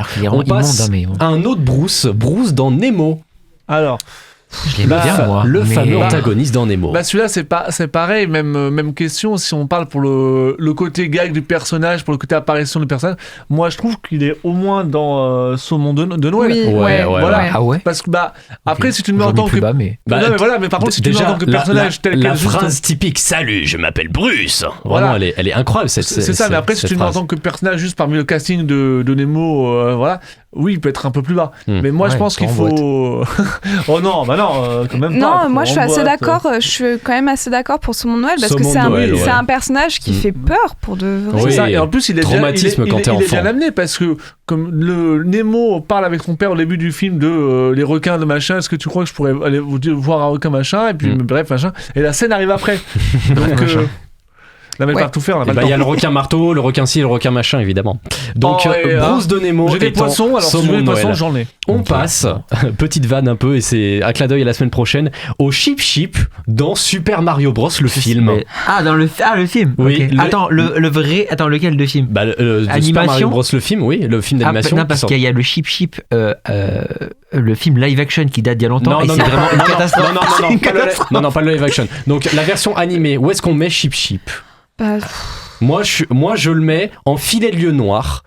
Parce que il offre quand même une très belle scène, parce que en l'occurrence c'est la scène où il sort de l'eau et où il bouffe le visage de Mario. Moi ça dure 2 secondes. Oui, mais c'est une très bonne vanne. Ah non, moi je l'aurais mis en on n'a plus la catégorie, du coup je m'en rappelle plus. En ton en boîte. La régie, vous suivez toujours ou pas la régie? Ouais, non. Ton en boîte. Franchement, c'était moi, je l'aurais mis en poiscaille, mais. Ton en boîte, allez. Ça vous va? Ton en boîte. Ouais, parce que en plus, encore s'il était revenu, s'il y avait eu vraiment un truc derrière ou autre. Après, si on parle c'est pas le sujet, mais si on parle dans les jeux. Par contre, c'est poiscaille, je déteste cet ennemi. Oui, non, mais, voilà, mais on est d'accord. Mais non, là, on parle que des films. Ensuite, on passe à Darwin de Gumball. Caviar. C'est bon, on peut passer à sur le chemin, c'est bon. La régie accélérée un peu. Caviar, on a dit suivez Darwin, caviar. Sur le chemin. Déjà, le fait qu'il ait des jambes, s'il te plaît. C'est le poisson Steve avant l'heure. Non, mais voilà. Non, mais je pense qu'il est juste 100%. On va enchaîner assez rapidement. On va essayer d'être très rapide. Dory dans Nemo. Caviar, mais elle aura oublié le temps qu'on la mette en caviar. Alors caviar, mais du coup c'est dire qu'on n'a plus de place sur caviar. Moi je dirais saumon parce qu'on sait jamais ce qui arrive après. Attends, oui, mets-le pour l'instant Dory en saumon de Noël. Non mais la régie aime pas bouger, ils ont dit. Non mais la régie, elle suit parce que c'est nous qui dirigeons en technique. Donc la régie, elle suit. Voilà, saumon. On met saumon de Noël. Pour l'instant, la régie garde une main dessus quand même. Ensuite, on passe à l'amphibien dans le film La Forme de l'eau. Alors j'ai détesté La Forme de l'eau, donc ça va aller vraiment en full poiscaille. Je ne sais pas ce que c'est. Moi j'aurais mis Ton en boîte parce que je suis pas sûr qu'il soit en plus hyper bien fait tant que ça par rapport à ce qu'on aurait pu faire. Et on va trancher, on va peut-être inaugurer le fait qu'on ait encore rien en poiscaille peut-être. Oui, s'il vous plaît. Allez, on part sur l'amphibien de La Forme de l'eau qui est en poiscaille. En fait, je sais pas à quoi il ressemble donc. Ensuite, on passe à on passe à Lenny dans Le Gang des requins. Je me rappelle pas du tout du film. Si, alors il est drôle pour la performance en dauphin. Oui. Je suis désolé. Sa performance en dauphin est très drôle. Moi je le verrais en saumon de Noël. Moi je le mettrais en filet de lieu noir. C'est pas le personnage dont tu te souviens le plus du film. En dauphin ça vaut le coup quand même. Oui mais non, c'est un gag. J'ai quelques souvenirs du film, mais moi ce qui me choque, me traumatise dans le film, c'est la tête des poissons. Ah oui, non, ouais. Donc ça part en filet de lieu noir. Mais filet de lieu noir c'est bon. C'est bien. On passe en marin dans Nemo. Marin dans Nemo. Oui. Ça va. Moi, c'est saumon. Franchement, filet de noir. Mais du coup, c'est marin quand même. Il fait de là où il est, je sais pas où c'est dans le monde, à Australie. Saumon pour marin, mais Dory du coup peut remonter du coup. Non, alors on choisira après. Alors ce sera saumon de Noël pour marin dans ce cas-là. On passe à Maui de Vaiana qui peut se transformer en requin. J'aime tellement Maui. Alors j'adore Maui, je trouve que c'est, mais je considère pas que ce soit un poisson. Donc si on le met dans la catégorie poisson, du coup il est en bas. Et c'est pour ça que j'ai dit tout à l'heure en début d'émission, on considère poisson comme étant large. Oui, mais non, là, c'est trop large. Moi, je m'en fous total du personnage. Donc Moi, j'aime juste. En fait, je le trouve trop stylé. Mais après, sinon, le personnage en lui-même, des fois, je l'aime pas. Ça dépend des passages du film, hein, vraiment. Mais... Moi, je le mets en temps en boîte. Ah non, moi je mettrais. Pour la partie poisson en tout cas, le personnage je le mettrais plus haut, mais vu qu'on compte les poissons là. Ah ok, mais. Qu'est-ce qu'on fait du coup? On met thon en boîte, Maui de Vaiana? Allez, thon en boîte. Thon en boîte. On passe au mégalodon dans En eau trouble. Putain, si ça tenait qu'à moi, je l'aurais mis en caviar juste pour mon frère. Oui, moi aussi. Alors moi je le mets en caviar parce que j'adore les mégalodons, j'adore les requins géants. Vraiment, juste pour big up à mon frère, on le met en caviar s'il vous plaît. Pour les films En eau trouble, vous êtes sûr? Mais c'est des grosses merdes les films. Oui, mais le mégalodon, l'immense gros requin et tout. Le gros requin. Ouais, attends, est-ce que j'ai une question? Est-ce que dans la tier list il y a genre un requin à 7 têtes ou pas? Non. Putain, donc on pourra pas aller plus loin, pardon pour le putain. Non, mais mais juste par pur principe, gros requin, caviar. Bon, et caviar alors pour Dory le mégalodon dans nos troubles. On acceptera peser plus de caviar alors. On a le monstre dans le film The Host de Bong Joon-ho. Moi je suis désolé, mais c'est incroyable.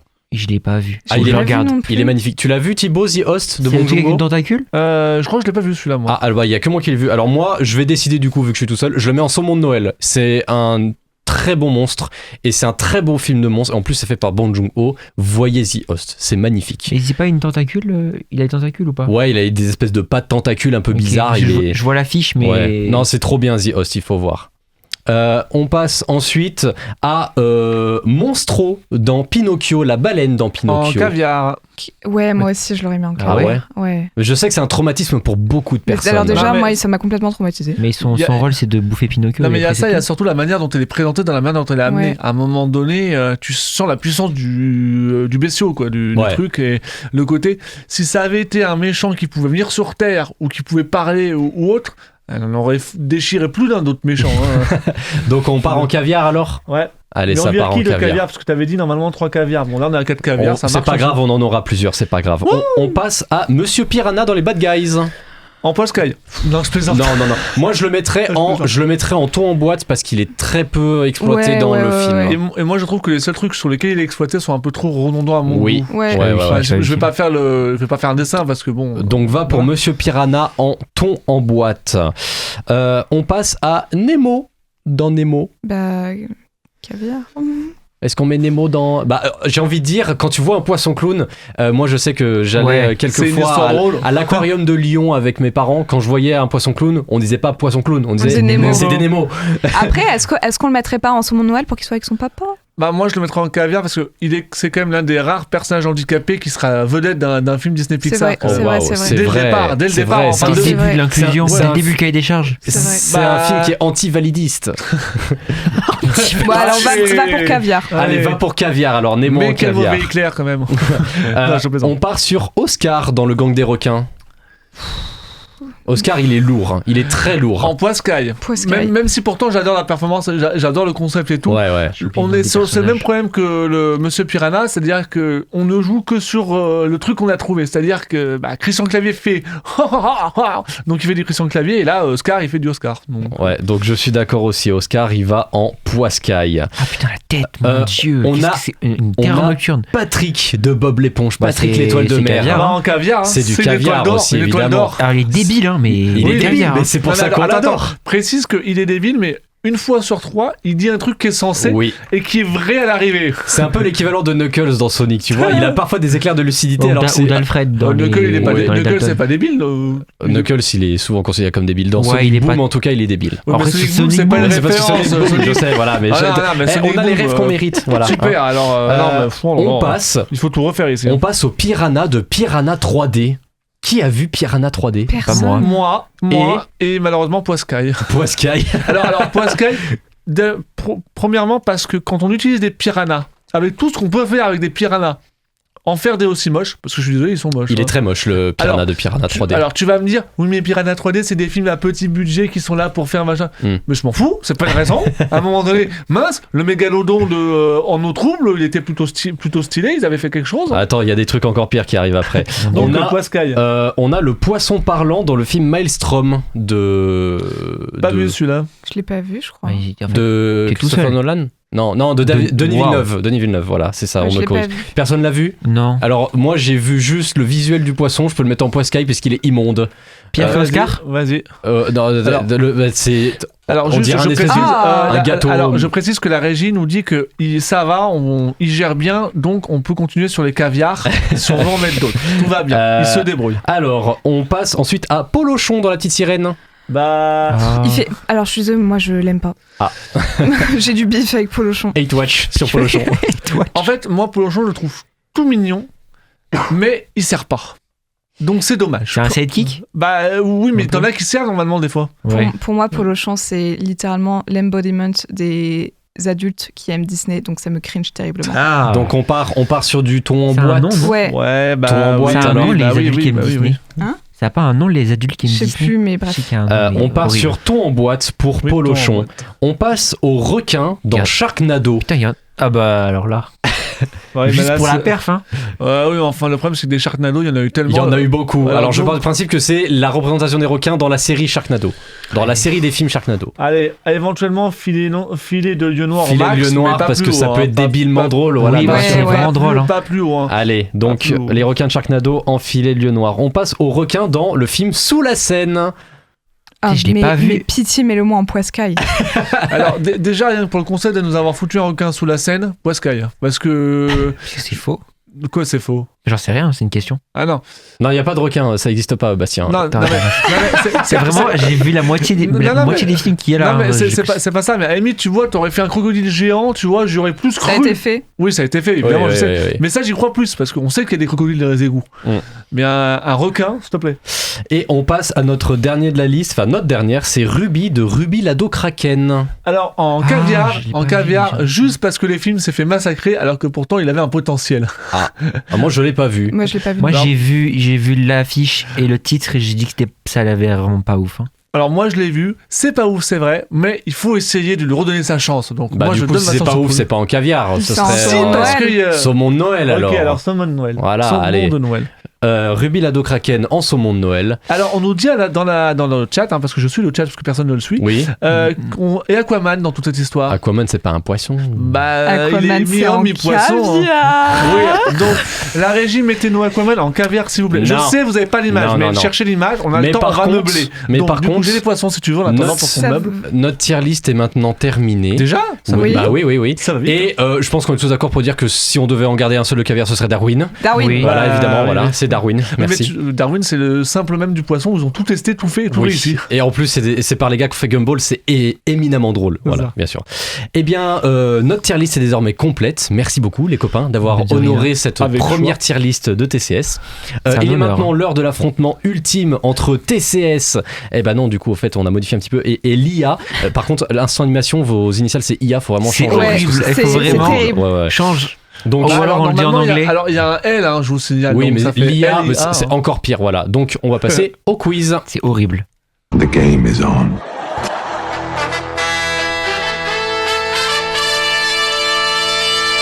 It's gonna be legendary. C'est la mer Noire. C'est votre ultime bafouille. I am sure, mais alors I am tout à fait sure que j'ai raison et que vous avez tort. Oh my god. What? No. Oh, hi, Mark. Anyway, lead on. Allons-y.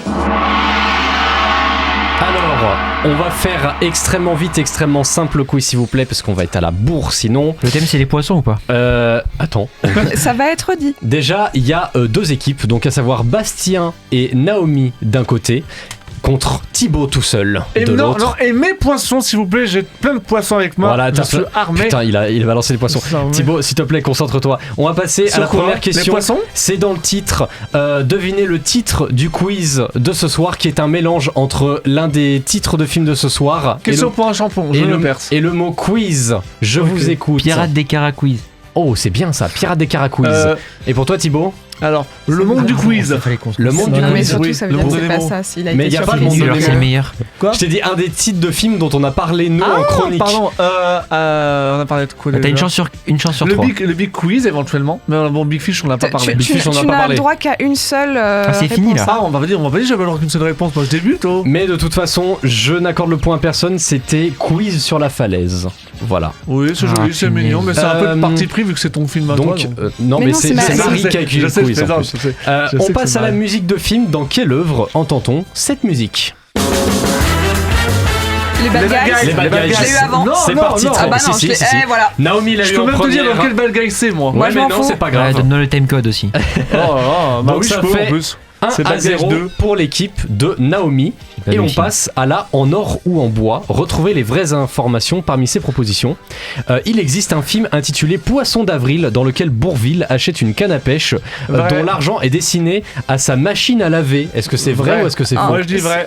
Moi je pense que c'est en or. Pour vous c'est en or et pour toi? Bah en or c'est quoi? C'est quand c'est vrai? C'est tout à fait vrai, voilà. Le film il est réalisé par Gilles Gragier et date de 1954, ça fait... Je suis un collab sur Bourvil. À 1. Quoi 2 à 1? Un collab sur Bourvil. Eh oui, 2 à 1. J'ai un point moi? Non, toi, oui, t'en as un. Oui, mais eux en ont 2, voilà.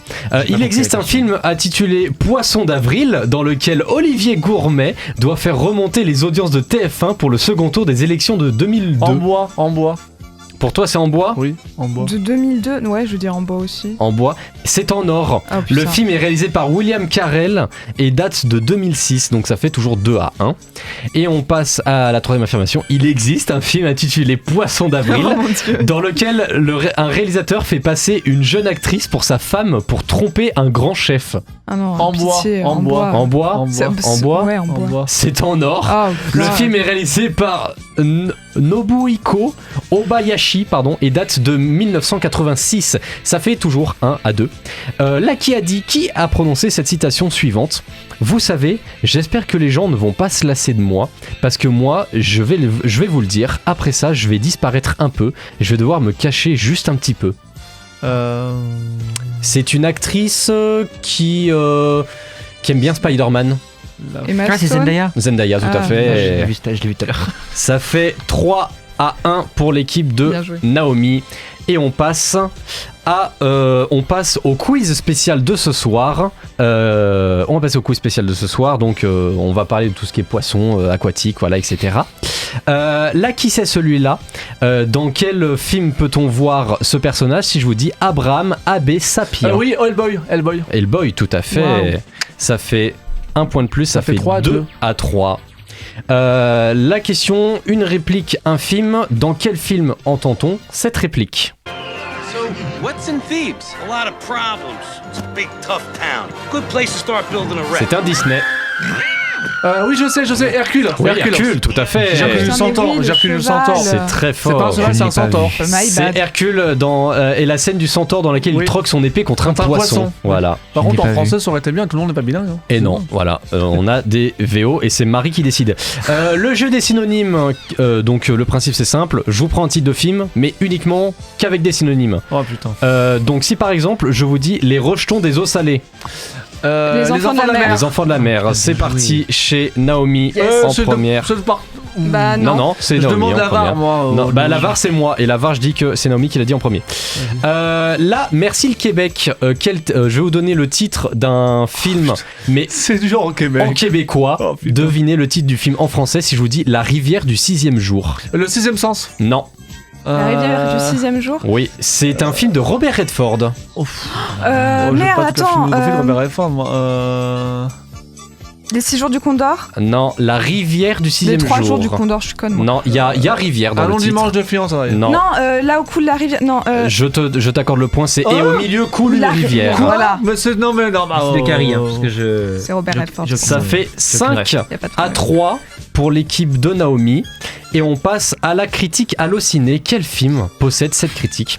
Un jour, j'ai rêvé que le réalisateur n'avait jamais existé et que du coup ce film n'avait jamais été réalisé. Et par conséquent, Hollywood ne s'était jamais mis à produire des machines à fric qui ont ruiné la beauté et la pureté du 7e art. Courage, Les Dents de la fuyons les Mer monstres, les dents de la mer, tout à fait. Un point de plus, ça le fait premier 6 qui- à le 3 premier qui devenait. pour l'équipe de Naomi. On passe à la pas tournée. Lequel de ces poissons ne joue pas dans le monde de Nemo ? Est-ce que c'est le Zankel cornu ? Est-ce que c'est le chirurgien jaune ? Est-ce que c'est le poisson hérisson tacheté ? Est-ce que c'est le poisson pincette à long bec ? Ou est-ce que c'est le barbier bijou ? Alors c'est faux parce que c'est faux. Non. Il y avait les images à une époque.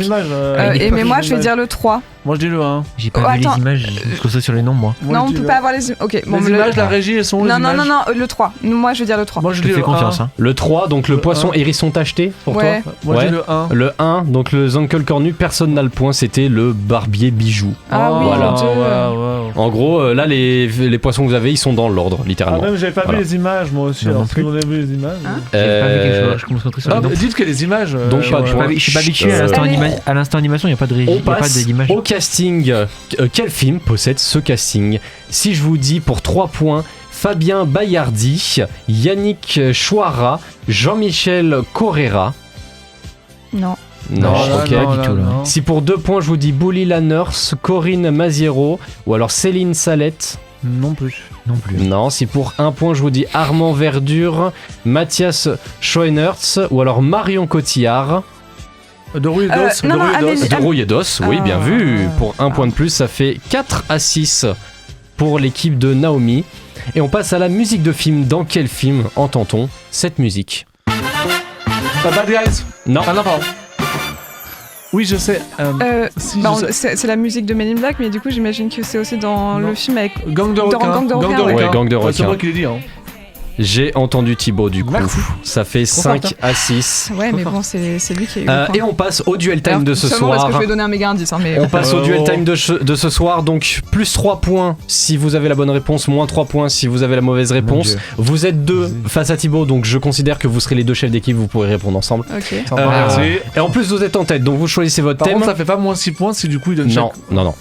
Donc, vous avez le choix entre 2 thèmes, vous avez le choix entre chasse ou pêche. Pourquoi c'est eux qui choisissent ? Parce que c'est eux qui sont en tête. Moi, je serais pour chasse, la vérité. J'ai aucune préférence. Dites-moi dans le chat, dites-moi si vous êtes d'accord avec cette partie. Chasse. On va dire chasse. Alors, le thème chasse. Laquelle de ces sagas poissonnières possède le plus de volets ? Est-ce que c'est Sharknado ? Est-ce que c'est Sauver Willy ? Est-ce que c'est Peur Bleue ? Ou est-ce que c'est Open Water ? Quelle saga de film a le plus de films ? Sharknado, il y en a une quantité. Je peux répondre moi ou pas ? Mais non, tu peux pas. Non. Parce que toi, le but, si même t'as la réponse, c'est de pas la donner. Moi, ça me va parce que c'est la seule que je connais et je sais qu'il y en a genre 8 ou 9. Ouais, mais il y en a même plus. Il y a des dérivés et tout. Ok, moi donc pour vous, c'est Sharknado. Ouais. C'est noté. On passe à toi, Thibaut. Donc tu as le thème pêche. Lequel de ces films ne met pas en scène des pêcheurs en personnage principal ? Est-ce que c'est Les Seigneurs de Olivier Dahan ? Est-ce que c'est Des Saumons dans le désert de Lasse Hallström ? Est-ce que c'est Luzzu de Alex Camilleri ? Ou alors est-ce que c'est Coda de Sina Eder ? Quel film ne met pas en scène des pêcheurs en personnages principaux ? J'ai pas d'image. Il n'y a pas d'image. Ah super, ils ont des images, moi j'ai pas d'image. Sympa, ok. Tu peux redire les titres parce que du coup... Les Seigneurs, Des Saumons dans le désert, Luzzu ou alors Coda.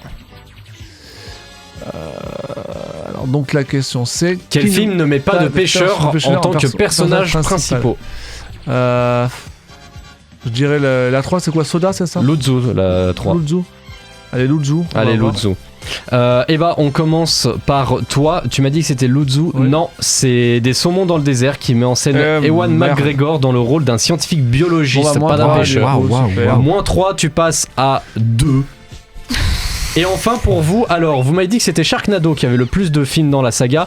Open Water on a 3, Peur Bleue on a 3, Sauver Willy on a 4, Sharknado on a 6. Et voilà. Ah c'est pas 9, alors je suis un peu déçu. Je veux pas dire mais la question avait pas l'air plus facile d'un côté que de l'autre. Pardon. C'est pour ça qu'on peut choisir. Rageux. Bah rageux voilà. Non, réaliste. Le chat, dites-moi. C'est une victoire de l'équipe de Naomi et Bastien, bravo à vous. Je me suis fait carry. Et merci beaucoup à Marie d'avoir préparé le quiz. On lui fait des gros bisous. Merci beaucoup Marie, il était très bien. Et on passe très rapidement aux recommandations de la semaine.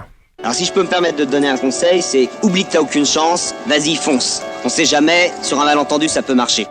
Toutes les semaines, les chroniqueurs et moi-même faisant part d'un coup de cœur plus ou moins lié au cinéma. Petit tour de table. Naomi, c'est quoi ta reco ? Vous en avez marre d'attendre tous les mercredis pour m'entendre, vous en voulez plus, eh bien j'ai exactement ce qu'il vous faut. Adoptez l'une des 7 peluches de la marque Les Petites Choses. Elles ont toutes un petit QR code brodé sur leurs étiquettes qui vous donnera accès à une bibliothèque d'histoire à lire ou à écouter sur leur sujet. Et surprise, je fais la voix de la journaliste qui interviewe nos petits animaux. Et alors je vous invite à rencontrer Corentin le canard. Il adore les pop-corn et il apprend à nager chez les canetons nageurs parce que c'est encore un bébé. Mais vous pourrez aussi rencontrer Louis le lapin qui sait tout sur tout, Juliette la chatte qui garde ses rollers même pour dormir, Lucien le renard, philosophe de la bande, Ali le tigre toujours avec sa trompette et les jumeaux crocodiles Pablo et Lola, skateurs professionnels. N'hésitez pas à jeter un œil sur tout ça. C'est sur le site Les Petites Choses. Et on fait un bisou à ta maman parce que c'est la boutique de ta maman. Oh, trop mignon.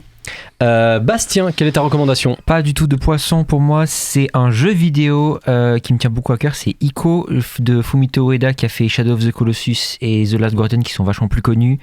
C'est une histoire d'amitié qui reprend un peu ce qu'on voit dans Projet Dernière Chance, avec des personnages qui ne parlent pas la même langue, qui n'ont pas moyen de se comprendre et qui vont devoir faire équipe pour s'échapper d'un château qui leur veut du mal.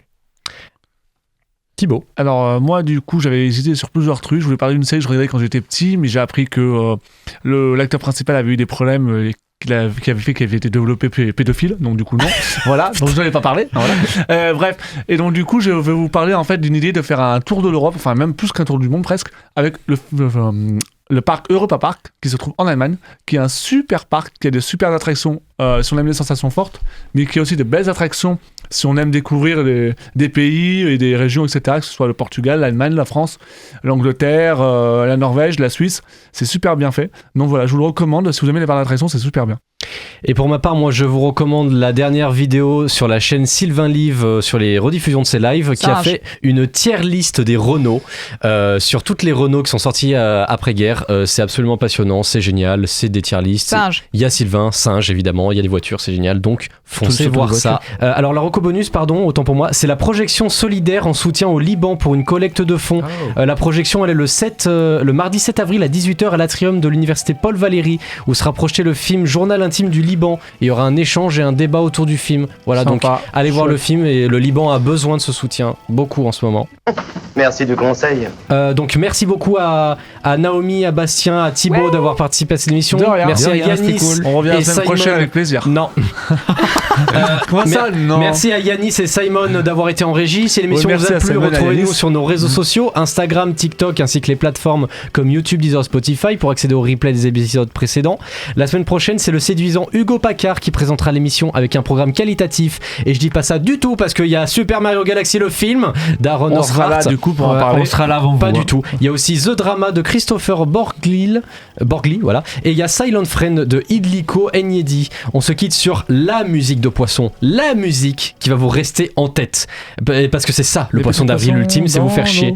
The Cinéma Show, c'est tous les mercredis de 19h à 20h30 sur Radio Campus Montpellier, et c'est encore un peu maintenant.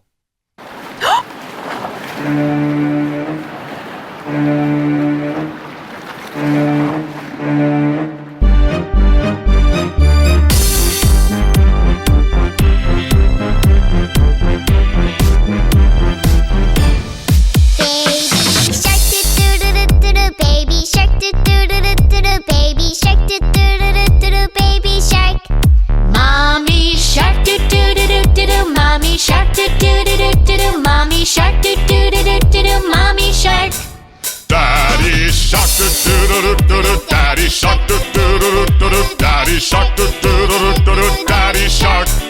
Grandma shark do do do do do, grandma shark do do do do do, grandma shark do do do do do, grandma shark. Grandpa shark do do do do do, grandpa shark do do do do do, grandpa shark do do do do, grandpa shark.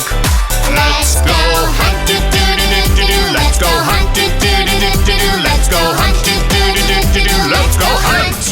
Run away do do do do do, run away do do do do do, run away do do do do do, run away. Safe at last do do do do do, safe at last do do do do do, safe at last do do do do do, safe